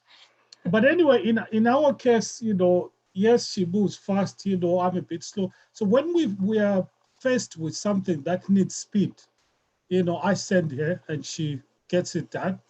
If it's something that needs, time, and we need to reflect on it and look at all the options and things like that, then I have to come in. And also sometimes, if she goes at, 6,000 miles per second, I have to look at what is the collateral along the way and how are we going to manage the collateral. So I think, in a nutshell, I think every couple, if you're working together, you're going to have challenges. We've also got kids, so we need to support each other. Like, okay, we've got a meeting today, so I think you're a better place to attend the meeting. I'm going to look after the kids or whatever, or you come back and I've prepared dinner. And then, making business decisions is to understand what are your strengths, what are your weaknesses, Sometimes there are issues where we need to confront other people, and then, I can send Sarah and say, Sarah can handle that, and then I wait or I stand behind her. And then there are situations where she says, oh yeah, this is a negotiation, it involves finance, it involves whatever, there are implications, can you do it? Or, even emails, she'll draft an email and then, quick, because I'm slow, and then I'll say, okay, what have you drafted? Let's go through it. I think we need to change that. If we need to respond to a tender, for instance, Sarah is like, boom. So she'll do all the tender documents, and then I'll say, okay, where are the challenges? Let's come in, let's sort it. So I think we've found a way of a balance. It's teamwork. Balance, I'm a scientist, so I'm more logical. Everything else, the reason why are we doing that? Yeah. And she's the other side, so we're like, I'm always doing business speeches. So we've got a left every time. We've got a left. One and is right. left, the other one is right. So when you've got a left and a right, then you've got a complete whole. So I think that is what it works. And the other thing I was just going to pick up on, which I think Isaac did say, people sometimes fear sharing their dreams or their ideas. What I can tell you is that as much as I had a team, okay, I'll give you an example. When I created this software system and it was going to be rolled out as a teaching tool to Hong Kong and Singapore, so I had a whole room full of people. They couldn't start the meeting without me being there because I am the idea. I know what I'm talking about. So they knew that as much as you've got, so this is reassurance to people. When you have a dream, like Isaac said, there's one you. You can make it work. Nobody else can. Because the passion and the vision you have is different to that next person, who, if they take it, it will never succeed. It will never be the same. Yes. So don't ever be fearful to approach people, whether it's the Dream Blazers with your idea. Nobody's going to steal your idea because you are the holder. You are the key. You know where. May I comment on that? Somebody has already asked a question to say, how can you ensure somebody will not grab your idea? So I think I have got an answer for that very quickly to say that the Bible says when you have an idea or when you have a thought, right? Before you go and utter the words and speak about your thought and tell the whole world that I've got this idea, the biblical way of managing an idea is to write down your idea. Yeah. So if I have an idea, boom, I have got an idea right now. What's the first thing I must do? I must sit down and I must write down the idea. Now, sitting down and writing the idea, literal translation, yes, sit down, write the idea. But another way of thinking about it is, if it's a grand idea, right now during the COVID-19, we have got a situation where people have come up with so many solutions and so many ideas. And actually the global, I'm not sure if it's the global or the regional, patenting department is closed. So people have been having conversations to say, how do I come forward with my idea? Because I can't come to the world with my technology, with my solution, because it's not been patented yet. Yeah. So things like writing down your idea is because maybe your idea could be that it needs patenting, I don't know, it needs protection, it needs whatever. That's why you need a good host of people around you who will help you shape the idea. And they can help you make a decision. Is it a generic idea? This idea, what are the things, what are the tools, what do we need to protect in this idea? But while you have it as an idea and it's not written down and it's not shared with people around you, it's not written down, it's a thought. If you share your thoughts, anybody, even the birds of the air can pick thoughts. But if you have an idea, the biblical way, write it down. And what should you do when you have written it down? Present it to those who can read it. What does those who read it do? They critique it, like Isaac and Mr. Moitie said. They feed into your idea and help you position your idea or make it grander or whatever. But those are people in your network that are in a safe space. You can't have an idea, a grand idea, like I'm telling you about checkup. I'm sure you did not hear me come to Facebook and say, guys, I've got an idea on Facebook. I said this, I'm gonna run with it and I'm gonna do this. No, I had to present my idea, package my idea, speak to the right people and do the right things. So I wanted to say that again, to no one can steal your idea. That is very true.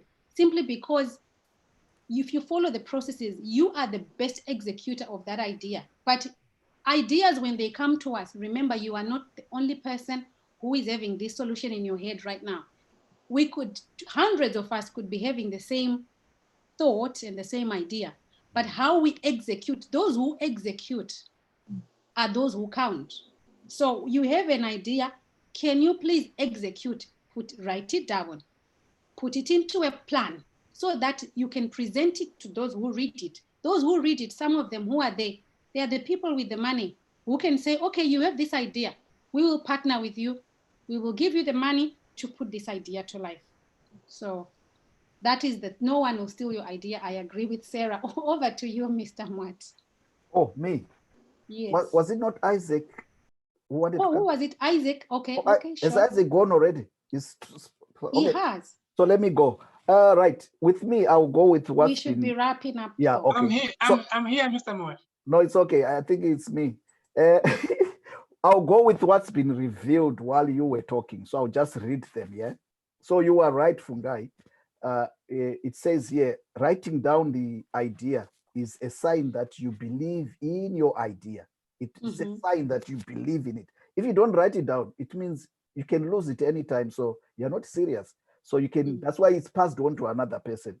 Then I like the idea, Sarah, I am the idea. Wow, that's very powerful. It means that Moses, when asked, who should I say this idea came from? God said, go and tell them, I am that I am, send me. So it was Moses sending Moses. So it was Moses' idea to get out of Egypt. So yeah, it's you are the idea. Then the balance side, plus minus, yeah? My dad always say, come on, if you want to see the power of two, go and remove your terminal, one of the terminals on your battery, and then you see if your car, continues to work. It will stop. The spark is in two. So guys, well done. Balancing those two is what's important. Maintenance. How do you get the balance? So from what you've been saying, I think you're doing very good in the balance, which we've put here saying, let providers provide and let producers produce. If you want products, if you don't want products, then just switch that and then you won't get products. Then the other one is acknowledge that you are different. That's very good from Parra. Complement, don't compete. That's, the revelation. Complement, don't compete. Most of us, we compete, male and female, husband and wife, busy in competition, and also partners, those who are in business as partners. You want to compete. If you compete, you go nowhere. But if you complement, then it works. So that makes you teamwork, makes the dream work. Then the male and female effort brings the spark. Where true meet, God is involved. Where, the Bible story, the Bible verse, where 2 or 3 are gathered, then I am also involved. That's what God is saying. Then please, my last statement so that we close down. Create today. Create tomorrow today, because tomorrow is going to be today. So tomorrow is coming. COVID-19 is over. So see COVID-19 as it's gone. Why? So that you can create solutions for COVID-19. If you remain COVID-19 and like I was saying, complaining, then you will never, I'll tell you this, you'll never see the solutions. Those who see the solutions, they are already, they're saying, after this, so ideas, what should we do? The idea, guys, there's what they are calling, this is what they are saying. They're saying there's a disease, a new disease created from this. This disease is called economic anxiety. So there's going to be a lot of economic anxieties. Why? A lot of people, they've lost jobs. A lot of people, they don't know where to go next. So what's coming? That anxiety, how are we going to deal with anxiety? There's going to be a lot of mental issues. There's going to be a mental problems. Why? What's coming? The future, like we're saying, the future is here. What's coming? Robotics and automation are going to take over your jobs. So let's start thinking also, how are we going to be looking after these people who are going to be, mentally ill? There are people right now, as we speak, they've had relatives who've passed away. They can't go to Zimbabwe to go and mourn their relatives. They don't have closure. What are we going to do with these people? Their grandmas, they were saying yesterday, they haven't seen that's the government yesterday. They were saying an elderly person hasn't seen their grandsons or grandchildren for the past 1 year, 12 months. Yeah, that's a change of mind. The mind state, the state has been changed. That person will be in mental health, will be in mental ill, they need, help. So all those things, these are the jobs coming. And those who want to know what to do next, think COVID-19 is it's gone, it's finished, then you can create, like we said, your today, tomorrow. Now you can create your tomorrow today.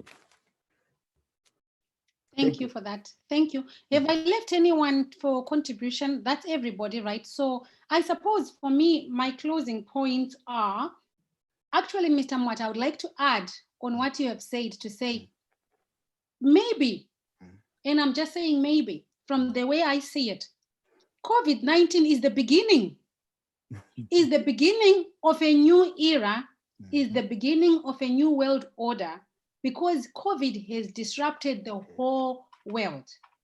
So personally, from the way I view it, I think it's the beginning, it's ground zero.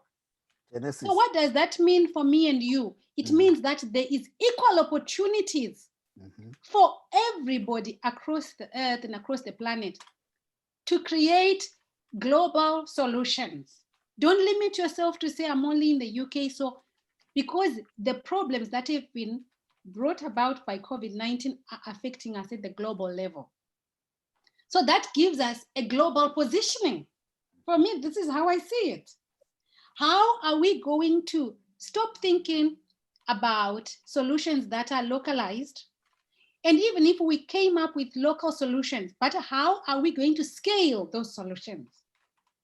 Because there are no more boundaries. The world was working from a place where we were looking at one source for answers or one source for suppliers. So if, for example, from a business perspective, maybe instead of having one supplier for this service, I'm going to have 10 more suppliers on my panel, because I've learned that if I have one supplier, if things went wrong, they can go wrong very bad. I am going to draw from my experience from the recession from 07, 08, when the businesses were shaken. maybe to this level equally, or even we are in a worse predicament right now. And so I've been to ground zero before, but this time when this COVID-19 came, I was better prepared, because for me, from a business viewpoint, I had already learned what it means to be digital with all our solutions, what it meant for staff to be able to work from home, what it meant to have systems that allowed my staff and my teams to work from anywhere. So by the time the lockdown came, I had already been working from home for 2 weeks because I had a cold and I had already just came into the country. So I was not shaken by when they announced that we are supposed to stay. I was already at home. To me, that was just, okay, I was already at home. But what are the new problems that emerged is really what we want to now look at and say, right, let's look at these solutions we are coming up with from a grander viewpoint. And this is what God is looking for, such people who are ready to say, right, I'm here, I'm not chasing the money, I just really want to be solution focused, and I want to come up with ideas that are going to solve real people's problems. Are these physical problems? If we are going into the robotics era, who's creating the robots? Can we not part of the people who can create our robots that will solve our problems?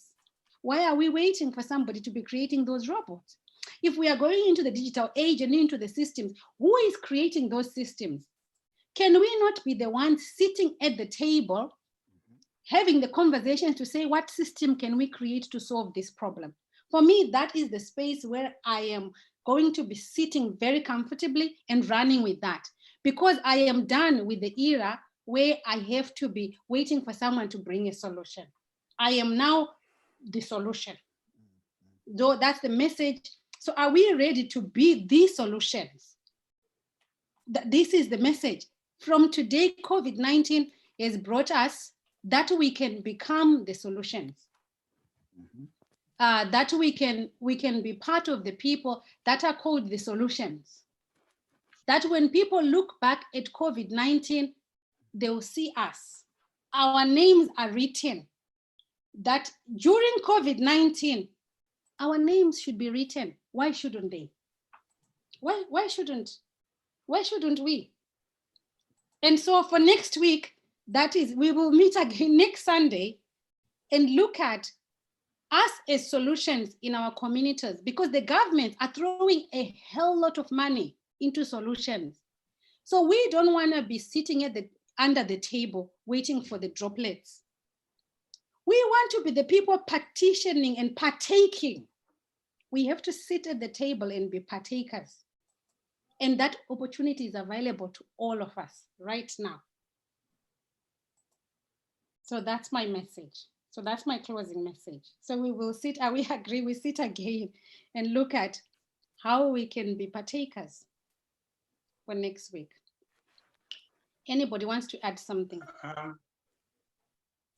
For me, just to close also, I think I just want to commend Sarah and your husband for the complementary arrangement that you have. In fact, if you find yourself in a relationship where you are two completely different or opposite people, then you must praise God, because it means you complement each other well, and praise God. But to our listeners, I want to say the world does not feel pity for you. Mm-hmm. So you need to stop feeling pity for yourself. Trust your ideas and start moving and look for help. So if you don't remember anything from this conversation, just remember that you need to trust your ideas and start moving. Thank you so much for that. So thank you, panel. Thank you, Glenn, for taking your time. Guys, we've been at it 3 hours. Imagine we started at 2 UK time. It doesn't feel like that we could be here all night, but we have to close. Thank you so much for Mr. Morgan Moitie. Thank you so much, Mr. Chitongo and Sarah. Really appreciate your time. Thank you so much, Isaac, all the way from SA. To all our listeners and all our watchers, Thank you so much, guys, for joining these conversations. We are going to be using this platform to continue these conversations, and we trust that they are going to help you move very quickly. It's urgent from that comfort zone, and realize that you are created to be a co-creator with God. So your purpose is to be creating something that solves a problem, whether in your local area of influence, from a country level, globally. The opportunities are available to all of us, and there is no limit to what you can do. Don't worry about your location and say, oh, in our country, this will only come from here. Guess what? The opportunities are available, but are you ready for them? And so thank you, the Dream Blazers Academy. This is the work that we do. For those that are wanting information either from Isaac and Co in South Africa, we will be giving you a link of information from Isaac. Those who want to reach out to Morgan and Co for Dream Blazers Academy, we are UK based. That is what they do day in and day out. And we have got Glennis, who is front facing, doing the admin work, and she coordinates all the consultations. The funding, there's lots of money being thrown by the government right now into COVID-19. Responses are coming in record time, five days, 2 weeks. You can have money approved for your project, but you have to be ready to execute. So thank you so much, guys. Have an amazing time. We are tuning out. Bye-bye. Thank you and bye-bye.